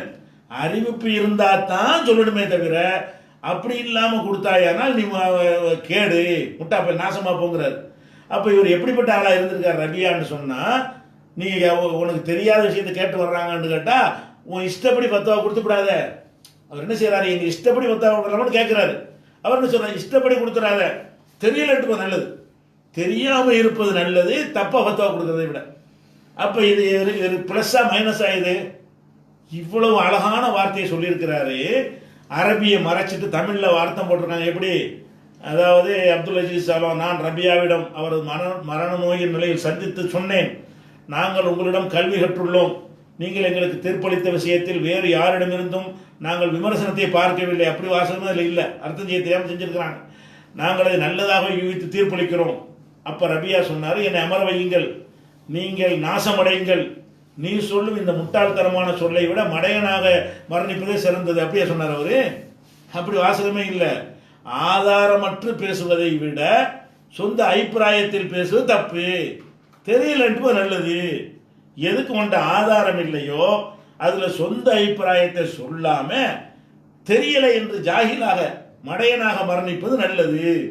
அவ்வளவு அழகான முறையில் சொல்லி இவர் சொந்த யுகத்துக்கு முக்கியத்துவம் கொடுக்காதவர் அப்படின்னு இருக்கிற வாசகத்தை ஏற்குமாற விளங்கி கொண்டு என்ன செய்யறாங்க, இந்த ஹதீஸை பலவீனப்படுத்த பார்க்கறாங்க. அது ஒரு விஷயம். அடுத்து என்ன, அவர் சொன்னாராம், இன்னில அஸ்மவுல் ஹதீஸ் அத்தலன் ஃபஸ்மஹு அக்ருலுஹு உமாசித்து ஃபீ ஷைஅன் வலா கய்யர்து மானன் அப்படி சொன்னாராம். என்னன்னு கேட்டா, நான் ஹதீஸிலே துண்டுகளாக கேள்விப்பட்டுள்ளேன், அதை கேட்டுள்ளேன், அதை சரி என்று நினைத்துள்ளேன், அதனை நான் கூட்டவில்லை, அர்த்தத்தை மாற்றவில்லை. இவங்களா ஒரு அர்த்தம் ஒன்னு ஒன்று போட்டிருக்கிறாங்க, அரபி மூலத்தையும் போட காணாம். அது சொல்லிவிட்டு வியாக்கியானம் கொடுக்குறாங்க. எப்படி இந்த ஹதீஸை பலவீனமாக்குறதுக்கு. இங்கு கவனிக்க வேண்டிய விஷயம், நான் வார்த்தையை கூட்டவில்லை, அர்த்தத்தை மாற்றவில்லை என்பதல்ல, நான் சரியற்ற முறையில், அதாவது அறிவிப்பாளர் இன்னார்தான் என்று உறுதிபட கூற முடியாமல் துண்டு துண்டாக ஹதீஸை கேள்விப்பட்டுள்ளேன் என்ற சுய வழக்கமே கவனிக்கணுங்கிறார். அவர் என்ன சொன்னாருங்கிறத அவர் வாசகத்தை போட்டு விளங்காம ஒன்று கிடக்க ஒன்று அரபி மூலத்தை அந்த விமர்சனத்தில் போடலை, தமிழில் தான் எழுதியிருக்கிறாங்க, பக்கம்லாம் போட்டிருக்கிறாங்க. நம்ம அரபி மூலத்தை எடுக்கிறோம். அரபி மூலத்தை என்ன இருக்குன்னு கேட்டா அவர் என்ன சொல்றாரு, அரபி மூலம் எதுக்கு போட்டிருக்காங்க, என்ன போட்டிருக்குன்னு கேட்டா, ஒரு ஹதீஸை நான் கேட்கிறேன், எப்படி கேட்கிறேன்னு கேட்டா, அத்தலன்னு சொன்னா சீர் இல்லாம ஒருத்தர் ஹதீஸ் சொல்றாரு, அவர் தன்னுடைய லாங்குவேஜில் கொச்சையான வார்த்தையை பயன்படுத்தி அந்த ஹதீஸ் சொல்லுவார். நான் என்ன செய்வேன்னு கேட்டா, அந்த கொச்சையான வார்த்தை ரசூலுல்லாஹ் சொல்லியிருக்க மாட்டாங்கல்ல, அதை நல்ல நடையில நான் மாற்றி அதை நான் சொல்லுவேன். ஆனா அதையும் கூட்ட மாட்டேன், குறைக்க மாட்டேன். இந்த ரபியாங்கிறவர் சொல்றாரு, ரசூலுல்லாஹ் சொன்னதாக நம்மளே ஹதீஸை கேட்கணும்னு வைங்களேன், ஏன் பாஷையில் நான் சொல்லுவேன், கொச்சை வார்த்தையில சொல்லுவேன். ஒருத்தர் நல்ல நடையில பேசுவாரு, அப்படி சொல்லும் பொழுது ஹதீஸ் இடத்துல வறுமையானால் அந்த நடை நல்லா இல்லாம இருந்தா நடையை மாற்றி நான் சொல்லுவேன், ஹதீஸில் ஒன்றை கூட்ட மாட்டேன், ஹதீஸில் ஒன்றை குறைக்க மாட்டேன் அப்படின்னு சொல்லியிருக்காரு. இதுல என்ன சிறப்பாக தானே இருக்கிறது. படிக்காத அறிவிப்பாளர்கள் வந்து அவங்க பாஷையில் ஹதீஸை சொல்லுவாங்க.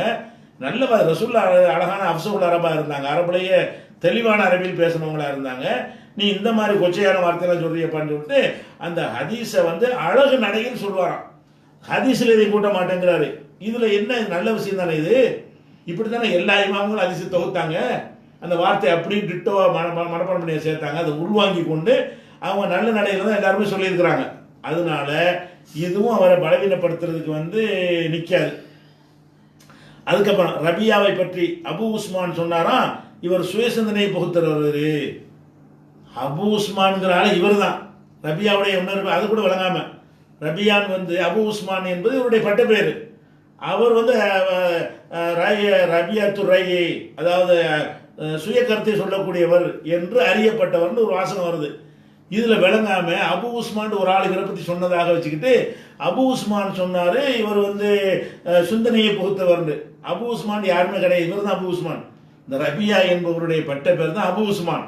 இவரை பற்றி போடும்போது ரபியான் போட்டு அபு உஸ்மான் சேர்த்து போட்டு விட்டு இவர் ரபியாத்து ரை, சொந்த அறிவை புகுத்தவராக இருந்தார்னு சொல்லி அந்த நூலாசிரியர் சொல்றார். அபு உஸ்மான் ஒருத்தர் சொல்லலை, அதையெல்லாம் ஒரு ஆள் மாதிரி ஆக்கி அபு உஸ்மான் அப்படி சொல்லிட்டாரு.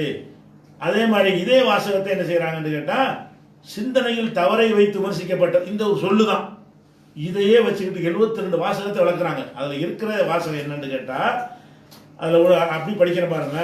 ரபியா பின் அபு அப்துல் ரஹ்மான் அல் தைமியி மௌலாவும் அபு உஸ்மான் அல் மதனியி அல் மஅரூஃபு பி ரபியத்தி ரை, இதான் இருக்கு.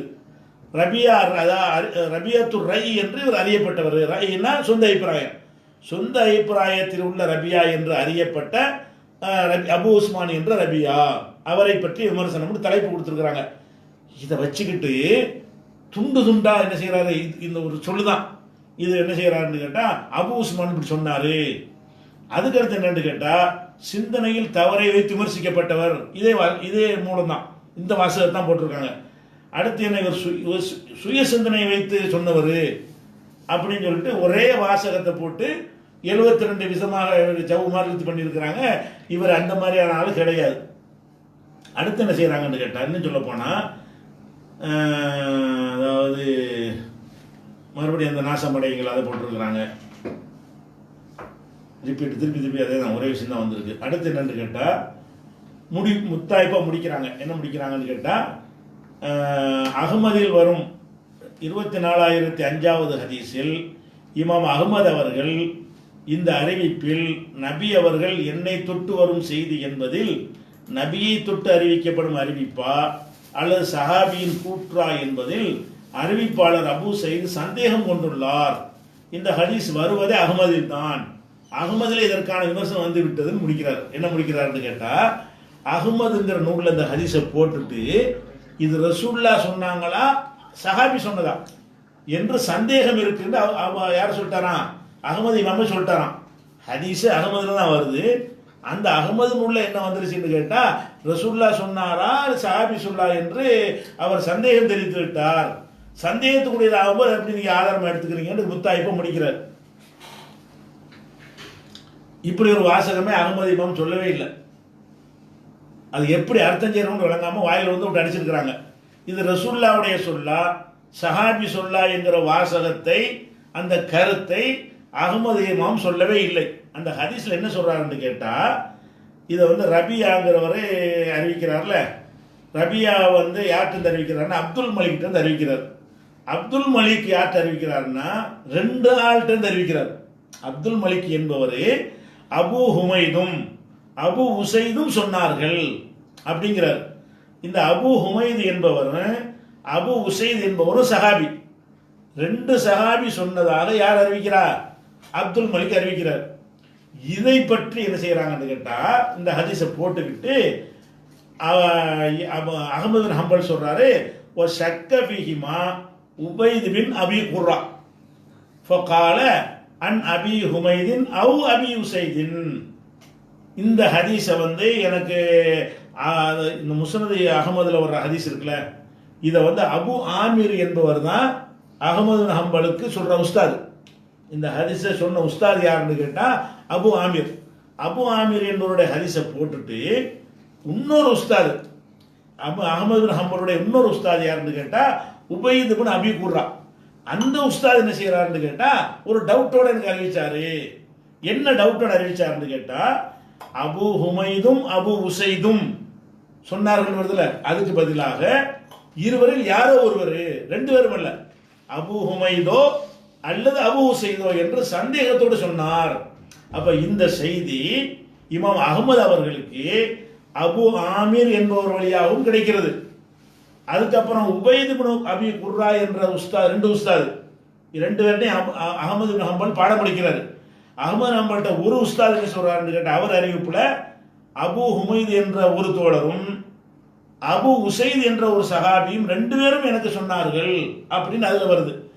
இந்த உபைத் இப்னு குர்ரா சொல்லும் பொழுது வாவுக்கு பதிலாக அவு போட்டுறாரு. அவுன்னு அல்லது அபு ஹுமைதோ அல்லது அபு உசைதோ சொன்னார்கள். அப்ப ரெண்டுல ஒரு ஆள் சொன்னதா வருது. இப்படி என்னுடைய இன்னொரு உஸ்தாது வந்து இதை சந்தேகத்தோட சொன்னாருங்கிறார். இதனால ஒன்றும் பாதிப்பு கிடையாது. இவர் சந்தேகத்தோட சொன்னாலும் யாரோ ஒரு சஹாபி தானே, இவர் அவர் சஹாபி தானே சந்தேகம் வருது. எவராது நமக்கு என்ன, அபு ஹுமைதுங்கிற ஒரு சஹாபி சொன்னாலும் இந்த ஹதீஸ் ஓகே தான், ரெண்டு பேரும் சேர்ந்து சொன்னாலும் ஓகே தான். ஹதீஸின் தரத்தை இது பாதிக்காது. இதுல தான் சந்தேகம் கொன்றாரே தவிர அபு ஹுமைது சொன்னாரா அபு உசைது சொன்னாரா என்பதில் அவர் ரெண்டு பேரும் சேர்ந்து சொன்னாங்களா, ரெண்டு பேரும் சேர்ந்து சொன்னார்கள் என்று சொல்லி அபு ஆமீர் சொல்றாரு. உபைத் இப்னு குர்ராங்கிற இந்த ஹதீஸை இல்லை, வேற ஹதீஸ் அது அகமதுமா கொண்டு வரல.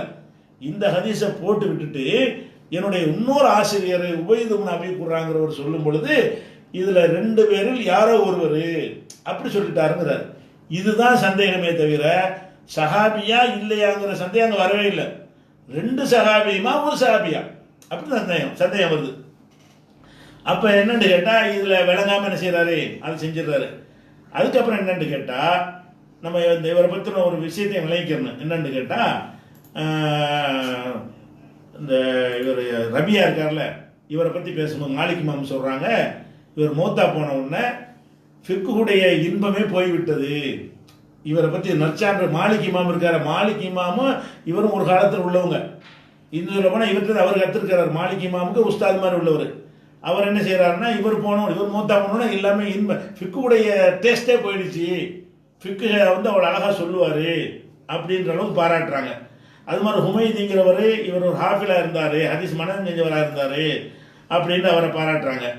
அதே மாதிரி வந்துட்டு இவரை வந்து அகமது பின் ஹம்பலை பொறுத்த வரைக்கும் இவரை குறை சொன்ன மாதிரி அறிவிப்பு இருக்கிறது.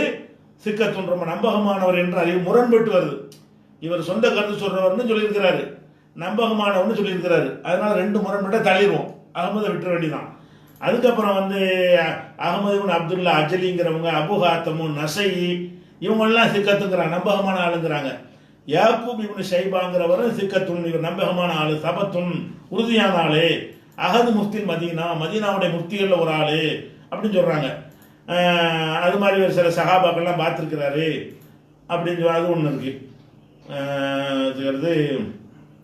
யஹ்யா பின் சயீத் பெரிய ஹதீஸ்கிற நிபுணர், அவர் இவரும் ஒரே ஒரு காலத்தில் இருக்கிறாங்க.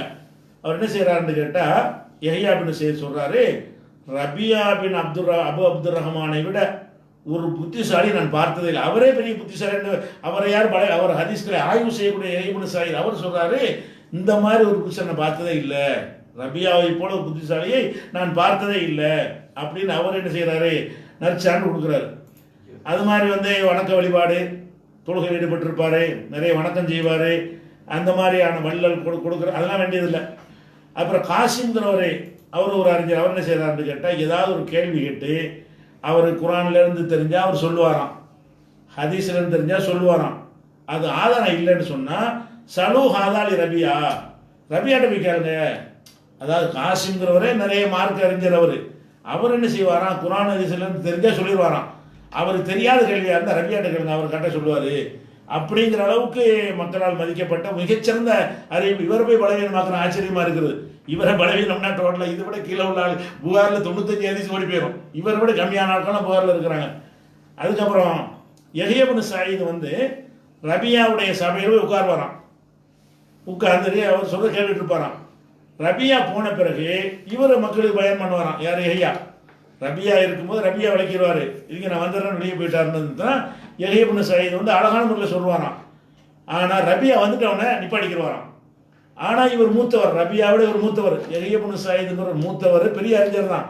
அவரே என்ன செய்வாராம், ரபியா வந்துட்டாருன்னா நீங்கள் சொல்லணும் நான் கேட்டுட்டு இருக்கிறேன் அப்படின்ட்டு வரான். ரபியா இல்லாட்டி மாணவர்கள் பாடம் நடத்துவாராம். ரபியா வந்துட்டாருன்னு சொன்னால் இவர் என்ன செய்வார், வாயை மூடிக்கிட்டு அவர் மாணவர் ஆகிக்கிறவாராம். இத்தனைக்கு வயசுல மூத்தவராம். இந்த அளவுக்கு ஒரு கண்ணியத்துக்குரிய ஒரு ஆளாக இருக்கிறத பார்க்குறோம். ரபியாவை விட ஒரு அறிஞரை நான் பார்த்ததே இல்லைன்னு சிவார் பின் அப்துல்லா சொல்றாரு. அப்போ கேட்குறாங்க, ஹசன் பசரி இப்னு சீரின் அவங்கள விடவா? ஆமாம், அவங்கள விட தான். ஹசன் பசரியை விட பெரிய அறிவாளி தான். ஹசன் பசரி பெரிய அறிவாளியாக மதிக்கப்படுறார் ஹதீஸ் கலையில். ஹசன் பசரியை விட இப்னு சீரினை விடவும் அறிவாளி தான் அவர் அப்படின்னு அறிவுல நான் எல்லாத்துலேயும் பற்றுவார். அதுக்கப்புறம் இன்னொரு விஷயம் என்னன்னு கேட்டால், நிறைய பணம் மன்னர்கள்லாம் கூட்டு 5000 திர்ஹம்லாம் கொடுத்துருக்குறாங்க, வாங்க மறுத்துட்டார். அப்படியான ஒரு அளவு வேண்டியதில்லை. அதுக்கப்புறம் கான ஃபக்கீஹன் ஆலிமன் ஹாஃபிலன் லில் ஃபிக்ஹி வல் ஹதீஸ், ஃபிக்கு ஹதீஸையெல்லாம் பாதுகாக்கக்கூடிய பேணிதான் நடக்கக்கூடிய ஒரு அறிஞராக இருந்தார் என்று அபூபக்கர் ஹாஃபில் அவர்கள் என்ன செய்கிறாங்க, அவரை பற்றி நற்செய்தி சொல்கிறாங்க. அதே நேரத்தில் ஒரே ஒரு விஷயம் இருக்குது. என்னன்னு கேட்டால், ஒரு தடவை சொல்கிறாரு, ரபியா சொல்கிறாரு, ஹதீஸுகளை நம்ம ஆய்வு செஞ்சுக்கிட்டு போகிற கஷ்டமான வேலை, நம்ம சிந்திச்சு சொல்கிறது லேசு, சிந்திச்சு சொல்கிறதுங்கிறது லேசான வேலை, ஹதீஸை தேடி அதை ஆய்வு செஞ்சு சொல்கிறது கஷ்டமான வேலை அப்படின்னு ஒரு சொன்னாராம். அதுக்கப்புறம் ஜுஹுரிட்ட இப்னு ஷிஹாப்னு சொல்லக்கூடிய ஜுஹுரிட்ட அவர் சொல்கிறாரு, இன்ன ஹாலி லைசத்து துஷ்பு ஹாலக்க, ஏன் நிலைமை ஓ நிலைமையை போடுறது அல்ல, நான் என்ன ஹதீஸ் கிடைக்குது அதை வச்சு சிந்திச்சு பதில் சொல்லிட்டு இருப்பேன். நீ ஹதீஸை தேடி தேடி அலைகிற ஒரு ஆள், ஹதீஸை தேடி தேடி அலைகிற ஆளாக இருக்கும் பொழுது நீ ரொம்ப கவனமாக நடந்துக்க. ஹதீஸில் ஒன்று விட்டு அடிச்சுவிடாத. நான் ஏதோ கிடைச்ச ஹதீஸை வச்சு சிந்திச்சு சொல்லக்கூடிய ஆள், என்னை விட நீ பிறந்ததாக இருக்க வேண்டும். இவர் ஆய்வாளர், ஜுஹ்ரிங்கிறவர் ஹதீஸை தொகுப்பாளர். அவர்கிட்ட சொல்கிறாரு, நீ ஹதீஸை தொகுத்துக்கிட்டு இருக்கிற. அவர் என்ன சொன்னார், தேடி தேடி அலைகிற, அதில் ரொம்ப கேர்ஃபுல்லாக இருக்கணும், இல்லாத சொல்லி விட்றாத, இருக்கிறத அழிச்சு விட்றாத, ரொம்ப கவனமாக இருக்கணும். நாங்களும் அப்படி கிடையாது, கிடைச்சது சிந்திச்சு சொல்லக்கூடிய ஆளுங்க. சிந்திச்சு சொல்கிறதுல முன்ன பின்ன இருந்தால் கூட ரசூலுல்லாஹ் பேரில் உள்ள வார்த்தையை சொல்கிறத கவனம் ஜாஸ்தியாக இருக்கணும். இந்த மனுஷனை ஹதீஸில் இட்டு கட்டக்கூடிய இருப்பார். அடுத்த ஆளுக்கு அறிவுரை சொல்கிறாரு, ஹதீஸ்னா கருத்தை ஆய்வு செஞ்சு கருத்தை நான் செஞ்சு சொல்லிக்கலாம், முன்ன பின்ன இருக்கலாம். ஆனால் ஹதீஸ் விஷயத்தில் கேர்ஃபுல்லாக இருந்துக்கிட்டு ஜுஹ்ரிக்கே இவர் அறிவுரை சொன்னான்னு இருக்குது. அதனால இவரை குறை சொல்கிறதுக்கு எந்த ஒரு அடிப்படையும் இல்லை. இன்னும் சொல்ல போனால் மாலிகி மாவு எல்லாரும் என்ன சொல்கிறாங்கன்னு கேட்டால், இத்தஃபகு அல் இஹ்திஜாஜ், இவரை ஆதாரமாக கொள்வது என்று ஏகமானதாக முடிவெடுத்திருக்கிறார்கள். ரபியா முஜ்மவும் அலா தௌசீகி, இவரை நம்பகமானவர் என்று ஏகமித்து முடிவு செய்யப்பட்டவர், யார் இவரை குறை சொன்னதே கிடையாது அப்படிங்கிற அளவுக்கு ஒரு நல்ல ஒரு மனிதனை வைத்து இந்த ஹதீஸை பலவீனமாக்குறதுக்கு பார்க்குறாங்க. இது பலவீனமான ஹதீஸ் கிடையாது. இவர் சொந்த அபிப்பிராயம் சிந்திச்சு கொஞ்சம் சிந்தனை கூட உள்ள புத்திசாலியாக இருந்திருக்காரு. புத்திசாலியாக என்ன செய்வாங்க, ஹதீஸை அறிவிக்கிறவங்க ஹதீஸை மட்டும் சொல்லுவாங்க. புத்திசாலி என்ன செய்வார், சிந்திச்சு ஒரு கருத்தையும் சொல்லுவார். சிந்திக்கக்கூடாது மாதிரி தடையா, ஹதீஸில் இட்டு கட்டினாருன்னு பார்ப்பியா? அப்போ சிந்தனைவாதியாக இருக்கிற கேவலமான ஒன்றா? இவருடைய தன்மை என்னன்னு கேட்டால், ரொம்ப கவனம், ஒரு ஹதீஸையும் சொல்லுவார், அது எத்தனை கோணத்தில் கருத்து வருமெல்லாம் சிந்திச்சு விளக்கம் சொல்லக்கூடிய ஆள். விளக்கம் சொல்லக்கூடிய ஒரு ஆளாக இருந்தாருன்னா ஹதீஸை இட்டு கட்டுவார்னு அர்த்தமா? ஹதீஸில் வாசல் சேப்பான்னு அர்த்தமா? ஹதீஸை சொல்லிவிட்டு அதில் தான் விளங்கியதையும் சேர்த்து சொல்லுவார், கூடுதலாக சிந்திப்பார். அப்படின்னு ஒரு நற்சான்று இருக்குமே தவிர, கூடுதல் இவங்களுக்கு என்னென்னு கேட்டால், கூடுதலாக சிந்திக்கிறதே இவங்களுக்கு பிடிக்காது. இந்த கூட்டத்துக்கு என்னன்னு கேட்டால், சிந்திக்கக்கூடியவராக இருந்தார். சிந்திக்கிறதுல என்னப்பா தப்பு இருக்குது? சிந்திச்ச தப்பா? புத்திப்படி நடக்கிறாரு. புத்தியை அல்ல இதுவும் தந்திருக்கிறான். புத்திப்படி நடந்தார். ஹதீஸை இட்டு கட்டினாரா? குரான் இல்லை குரான் சொன்னாரா? இருக்கிற ஒரு வசனத்தை வைத்துக்கொண்டு நம்ம வாழுகிற காலத்தை அந்த மாதிரி கருத்தெல்லாம் சிந்திச்சு பார்த்தா வரவேற்கிறதுக்கு ஒரு விஷயம் தானே. சிந்திக்க கூடாதுங்கிறாங்க. இவர் புத்திக்கு முக்கியத்துவம் கொடுப்பாரு. புத்திக்கு கொடுத்தான் செய்யணும். புத்தி அதுதான் நல்லா தந்திருக்கிறான். புத்திக்கு முக்கியத்துவம் கொடுக்கறது ஒரு கேவலமான ஒரு மாதிரி சித்தரித்து கொண்டு பலவீனமாக்க பார்க்குறாங்க. அது ஒரு விஷயம். அதனால் இந்த ஹதீஸ் பலவீனமானது கிடையாது. அஹ்மது இப்னு ஹம்பல் இந்த ஹதீஸை சஹாபி சொன்னாரா அவர் சொன்னாராண்டு அவர் சொல்லவே இல்லை. சரியா? அது வாங்கிக்கணும்.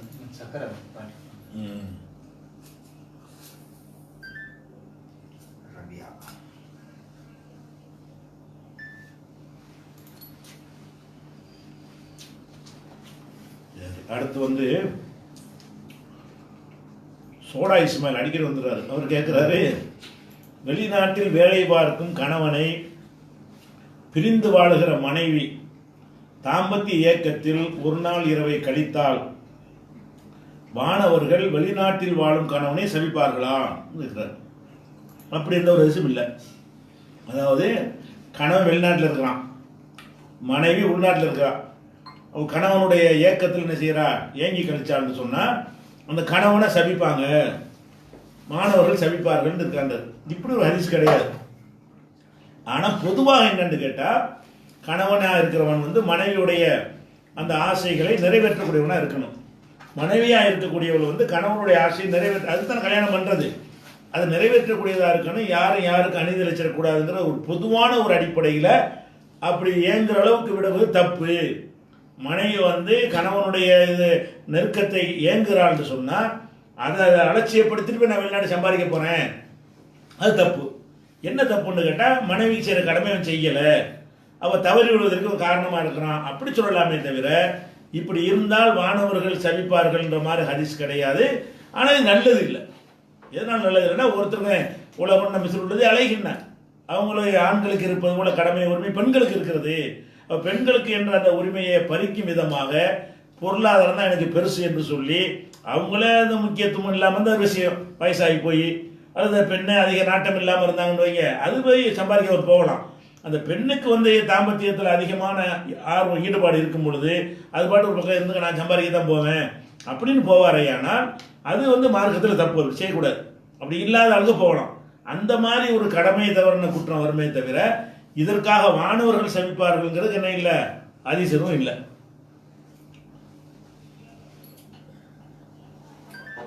அடுத்து ஒரு கேள்வி கேட்குறாங்க,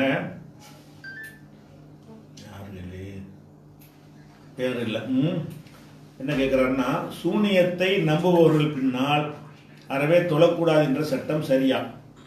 ஏனென்றால் சிலர் அல்லாஹ் நாடினாலே தவிர சூனியம் பலிக்காது என்ற 102 வசனத்தின் அடிப்படையில் நம்பினால் அவர்கள் பின்னால் தொழுது கூடாதா? இப்படி நம்புவதால் அவர்கள் இணை கற்பித்தவராக எப்படி ஆவார்? சூனியம் பொய் என்ற கருத்து இதற்கு முன்னால் ஏதேனும் அறிஞர்கள் கூறியிருக்கிறார்களா? இல்லை எனில் அல்லாஹ் தன்னுடைய மார்க்கத்தை பாதுகாக்கவில்லை என்று ஆகிவிடுமே அப்படின்னு கேட்டிருக்கிறார். 2 கேள்வி. அதாவது ஒருத்தர் வந்து சூனியத்தினால ஆற்றல் இருக்குது, ஆனால் அல்லாஹ் நாடுனால தான் பலிக்கும் அப்படின்னு ஒருத்தர் நம்பினா எப்படி சிறுக்காகும் கேட்குறாங்க. அதாவது இதே ஏற்கனவே பதில் சொல்லிட்டோம். 2 வாரத்துக்கு முன்னாடி இதே சூனியம் சம்பந்தமாக ஒருத்தர் கேள்வி கேட்கும்போது நம்ம பதில் சொல்லியிருக்கிறோம். என்ன சொல்லியிருக்கோம்னு கேட்டால், அல்லாஹ் நாடினால் சேர்த்து கொண்டால் சிறுக்கு வந்து சிறுக்கு இல்லாமல் போயிடாது. இப்போ தர்கா வழிபடுறாரு, அல்லாஹ் நாடுனா அவளியா தருவாங்க, இப்படி சேர்த்துக்கிட்டா அது சிறுக்கு இல்லாமல் போயிடுமா? அல்ல ஒரு சிலையை வழிபடுறாரு, அல்லாஹ் நாடுனா சிலை மூலமாகவும் கிடைக்கும், அவர் சிறுக்கு இல்லாமல் போயிடுமா? தாயத்து போடுறாரு, அல்லாஹ் நாடுனா தாயத்து மூலமாக நடக்கும், நான் அந்த அல்லாஹ் நாடுனான்னு சேர்த்துக்கிட்டேனே அப்படின்னு சொல்லலாமான்னா சொல்ல, இதனால சிறுக்கு இல்லைன்னு போயிடாது. சிறுக்கு என்பது அதற்குரிய தன்மை, அதற்குரிய ஆதாரங்கள் வைத்து முடிவு செய்யணும். இப்போ சிறுக்கு ஒரு மனிதனை வந்து அல்லாவுடைய நிலையில தான் வைக்கிறீன்னு நினைக்கிட்டோம். சிறுக்கு சூனியம் என்பது இணை வைத்தல் தான். ஒரு மனிதனை மனிதனுடைய இடத்தில் வைக்காம அவனுக்கு இறைவனுக்கு இருக்கிறது போன்ற சில தன்மைகள் இருப்பதாக நீங்கள் கருதுகிறீர்கள். அப்படி கருதுவது சிறுக்கு என்று சொல்றோம். அது இருக்கா இல்லையா அதை பார்க்கணும். இல்லை நல்லா நாடுனா தானே செய்வார்னா, அல்ல இதை போய் நாட போறான். சிறுக்கு எப்படி எல்லாம் நாடுவான், தன்னுடைய அதிகாரத்தை எப்படி எல்லாம் கொடுப்பான். உதாரணம்னா காட்டுறான், அல்ல ஒரு உங்களுக்கு ஒரு அடிமை இருக்கிறான், அவனுக்கு சொத்தை பாதி எழுதி கொடுத்துட்டு 2 பேரும் சரியாக கூட்டாளி ஆக்கிடுவீங்களா, அதை நான் செய்வேங்கிறீங்களான்னு நல்லா கேட்குறான். அப்போ அல்லாஹ் வந்து அவனுக்குரிய ஒரு பவரை வந்து சிலர் கொடுக்கவே மாட்டான்னு சொல்லும்போது, அல்லாஹ் நாடுனா சீக்கிரம் நடக்கும்னா அதை நாட மாட்டானே, அவனை கொடுக்க மாட்டானே அப்படிங்கிற இடத்துல இப்படி சொல்லி கொண்டதுனால வந்து சிறுக்கு இல்லாமல் போனால் அப்போ தர்காவும் சிறுக்கு இல்லைன்னு ஆயிரும்.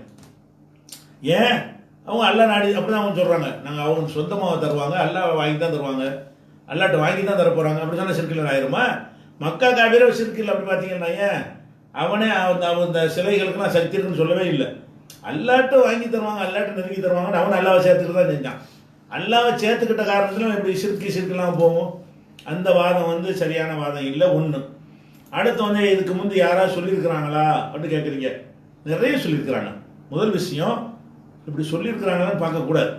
ஃபஸ்ட்டு மேட்டர் என்னன்னு கேட்டால், யாராவது சொல்லியிருக்கிறாங்களான்னு பார்க்குறது தப்பு நமக்கு. ஏன்னா அனைத்து விஷயங்களும் நமக்கு ரெக்கார்டில் வந்துடாது. சொல்லி இருக்கலாம், சொல்லாமல் இருக்கலாம்.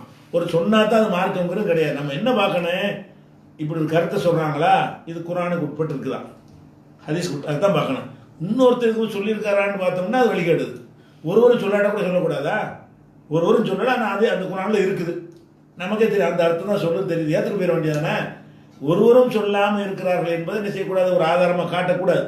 ஆனால் சொல்லி இருக்கிறாங்களான்னு கேட்டால் பில்லி சூனியம் பித்தலாட்டம் அப்படின்னு சொல்லி ஒரு நூல் போட்டிருக்கோம்ல, அந்த நூல் வந்து ஆன்லைன் பேஜ் டாக்டர்கள் இருக்குது. அதில் என்னென்ன அறிஞர்கள்லாம் சொல்லியிருக்கிறாங்க, நம்ம மட்டும் இதை சொல்லலை, சூனியத்துக்கு தாக்கம் இல்லை என்கிற கருத்தை இன்னும் ஏராளமான மக்கள்லாம் சொல்லியிருக்கிறாங்க. மூத்தசிலா ஹாரிஜியாக்கள் அல்லாதவங்க, நீ மூத்தசிலான்றாங்க, நீ மூத்தசிலா ஹாரிஜியா அல்லாத ஆட்களும் சொல்லியிருக்கிறார்கள் என்பதற்குரிய ஆதாரங்களை எல்லாம் நம்ம அந்த அதில் வெளியிட்டிருக்கிறோம். அதில் நீங்கள் பார்த்துக்கலாம் அந்த நூலில். அடுத்ததாக என்ன கேட்குறாருன்னா, இந்த சிறைவாசிகள்னா யாரு கேட்குறேன். இந்த பேரில் இந்த அதுதான் கேட்குறாரு, இந்த ஆடியோக்கெல்லாம் வருதுல்ல, சிறைவாசிகள்னா யாரு, அவங்களுக்கு உங்களுக்கு என்ன பிரச்சனை, சிறைவாசிகள்ங்கிற பஞ்சாயத்து விளக்கம்னு கேட்டிருக்கிறார். இந்த சிறைவாசிகள் விஷயத்தை பொறுத்த வரைக்கும் அது என்னங்கிறத வந்து இதில் விளக்கிறத விட இந்த சமகாலத்திலே அது இப்போ எடுத்துருக்குறாங்க சிறைவாசிகள் மேட்ரு. அதனால் இந்த சமகாலத்து இந்த 10 மணிக்கு உள்ளதில் சிறைவாசிகள்னா யார், அது என்ன பிரச்சனை என்பது வந்து அதில் நம்ம என்ன செய்வோம் தெளிய விளைவிக்கிறோம். இப்போதைக்கு வந்து அந்த இதில் 10 மணிக்கு வெயிட் பண்ணுங்கள். 10 மணிக்கு அந்த அவங்களுக்கு சொல்கிற பதிலை உங்கள் பதிலாக எடுத்துக்கிறங்க சிறைவாசிகள் விஷயம். அடுத்தது வந்து சின்ன கேள்வியாக இருக்குண்ணா, டைம் கம்மியாக இருக்கனால முடிஞ்சிருச்சா டைம்? 3 நிமிஷத்துக்குள்ள கேள்வியாக பார்க்கணும்ல.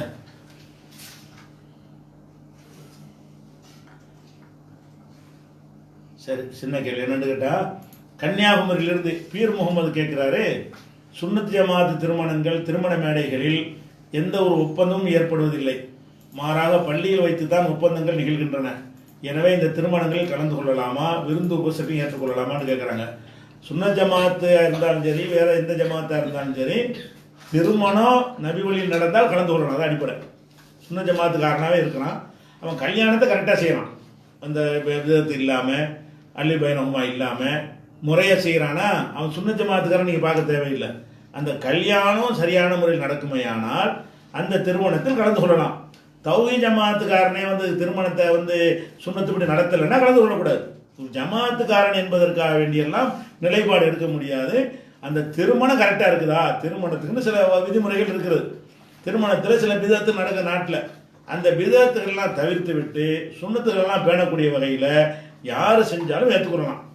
கல்யாணம் கரெக்டாக நடக்கிறாங்க, ஒப்பந்தம் ஏற்படுவதில்லைன்னு சொல்கிறாங்க. ஒப்பந்தத்தை வந்து வேறு இடத்துல செய்கிறாங்கன்னு ஒப்பந்தம் விளைவிக்கணும். ஒப்பந்தம்னு சொன்னால் நம்ம காலத்தில் தான் பேப்பரில் எழுதி கையெழுத்து வாங்கலாம் ஒப்பந்தம் இருக்குது. இதெல்லாம் ரசூலுல்லாஹ் காலத்தில் கிடையாது. கல்யாணம்னு உட்காந்துட்டு ஆமான்னு ஏற்றுக்கொள்கிறேன்னு சொன்னால் ஒப்பந்தம்.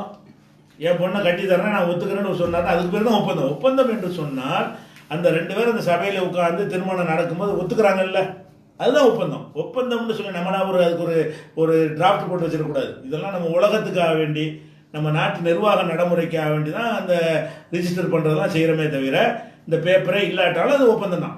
பேப்பர் இல்லை, பதிவே செய்யலை, 2 சாட்சி இருக்கிறாங்க, என் பொண்ணையை கட்டி தந்தேன் நான் ஒத்துக்கிறேன், முடிஞ்சு வச்சுக்கலாம், அவ்வளோதான். இஸ்லாமிய அடிப்படையில் ஒப்பந்தம்னு ஒரு கையெழுத்து போட்டு அப்படிலாம் இருந்தால் தான் வழங்கக்கூடாது. இது உலகத்துக்கு செய்கிற ஒப்பந்தம். இப்போ நம்ம செய்கிற ஒப்பந்தம் எல்லாம் உலக அளவில் வந்து ரெக்கார்டு வேணும், கல்யாணம் நடந்து மறுத்துடக்கூடாது, நாளைக்கு அது ஆதாரமாக இருக்கும் அப்படிங்கிறது செஞ்சுக்கிட்டு ஏற்பாடு தானே தவிர ரசூலுல்லாஹ் காலத்தில் வந்து இந்த மாதிரியான ஒரு அக்ரிமெண்ட் எல்லாம் இருந்ததே கிடையாது. இன்னும் சொல்ல போனால் திருமணத்தை பொறுத்த வரைக்கும் எந்த மாதிரியான திருமணங்களாக இருந்தாலும் கலந்து கொள்வது தான் சட்டமே இருக்குது தவிர அதை திருமணமாக இஸ்லாம் அங்கீகரிக்கும். காஃபிர்கள் திருமணத்தை அங்கீகரிக்கும். நல்லா விளைவிக்கணும். ஒரு ராமசாமி வந்து அவர் முறைப்படி என்ன செய்கிறாரு, ஒரு பெண்ணை கல்யாணம் பண்ணிட்டாரு, இன்னைக்கு இஸ்லாத்துக்கு வர்றாரு, 4 பிள்ளையோட வர்றாரு, புதுசாக கல்யாணம் பண்ணு, அது 4 பிள்ளை அவருக்கு இல்லைன்னு ஆயிருமா? அவர் குஃபுரில் கல்யாணம் பண்ணி இருந்தாலும் சரி, கல்யாணம் தான். அவனுடைய மனைவி தான், அவன் புருஷன் பொண்டாட்டிங்கிற அந்த அந்த அந்த உறவு முறைக்கு எந்த ஒப்பந்தமே இல்லைன்னு சொல்லிடுவீங்களா? அவங்க ஒப்பந்தம் இல்லாமல் மாலையை மாற்றிக்கிட்டு ஏதோ ஒரு முறையில் கல்யாணம் பண்ணியிருப்பாங்க, 5 வருஷம் வாழ்ந்துருவாங்க, வாழ்ந்துட்டு இஸ்லாத்துக்கு வருவாங்க. வந்தால் என்ன செய்வோம், அது நீங்கள் புதுசாக கல்யாணம் பண்ணு, 5 வருஷமாக நீங்கள் வாழ்ந்த வாழ்க்கையெல்லாம் விபச்சாரம், புதுசாக பிள்ளை பெற்றனா விபச்சாரத்தில் அப்படி சொல்லுவோமா நம்ம? இல்லை, அது ஹலாலாக பிறந்தது தான், அது விபச்சார பிள்ளை அவங்க பிள்ளை தான் அது. அப்போ திருமணம் என்பது வந்து இந்த ஒப்பந்தங்கிறது என்ன விளைக்கிறேன்னு அவங்க 2 பேரும் மறுக்காமல் அதான் ஒப்பந்தம். என்ன முறை வாழையை மாற்ற இதை பண்ணுற ஒப்பந்தங்கள் நடந்து போச்சு. நமக்கு சபையில் போய் கலந்து கொள்ளும் போது இஸ்லாமிய முறை இருக்கான்னு பார்க்கணும். ஒரு சபையில் கலந்து கொள்ளும் பொழுது இஸ்லாத்தை மீறக்கூடிய சபை இருந்தால் நம்ம கலந்து கொள்ளக்கூடாது அப்படின்னு எடுத்துக்கொள்ளணும். இன்ஷா அல்லாஹ் மீதி விஷயங்களை அடுத்து பார்ப்போம். அடுத்து சின்ன ஒரு பிரேக் விட்டுருவோம். 10 மணி ஒரு 5 நிமிஷத்தில் இன்ஷா அல்லாஹ் அந்த சமகால நிகழ்வுகளை நம்ம எடுத்துக்கொள்வோம்.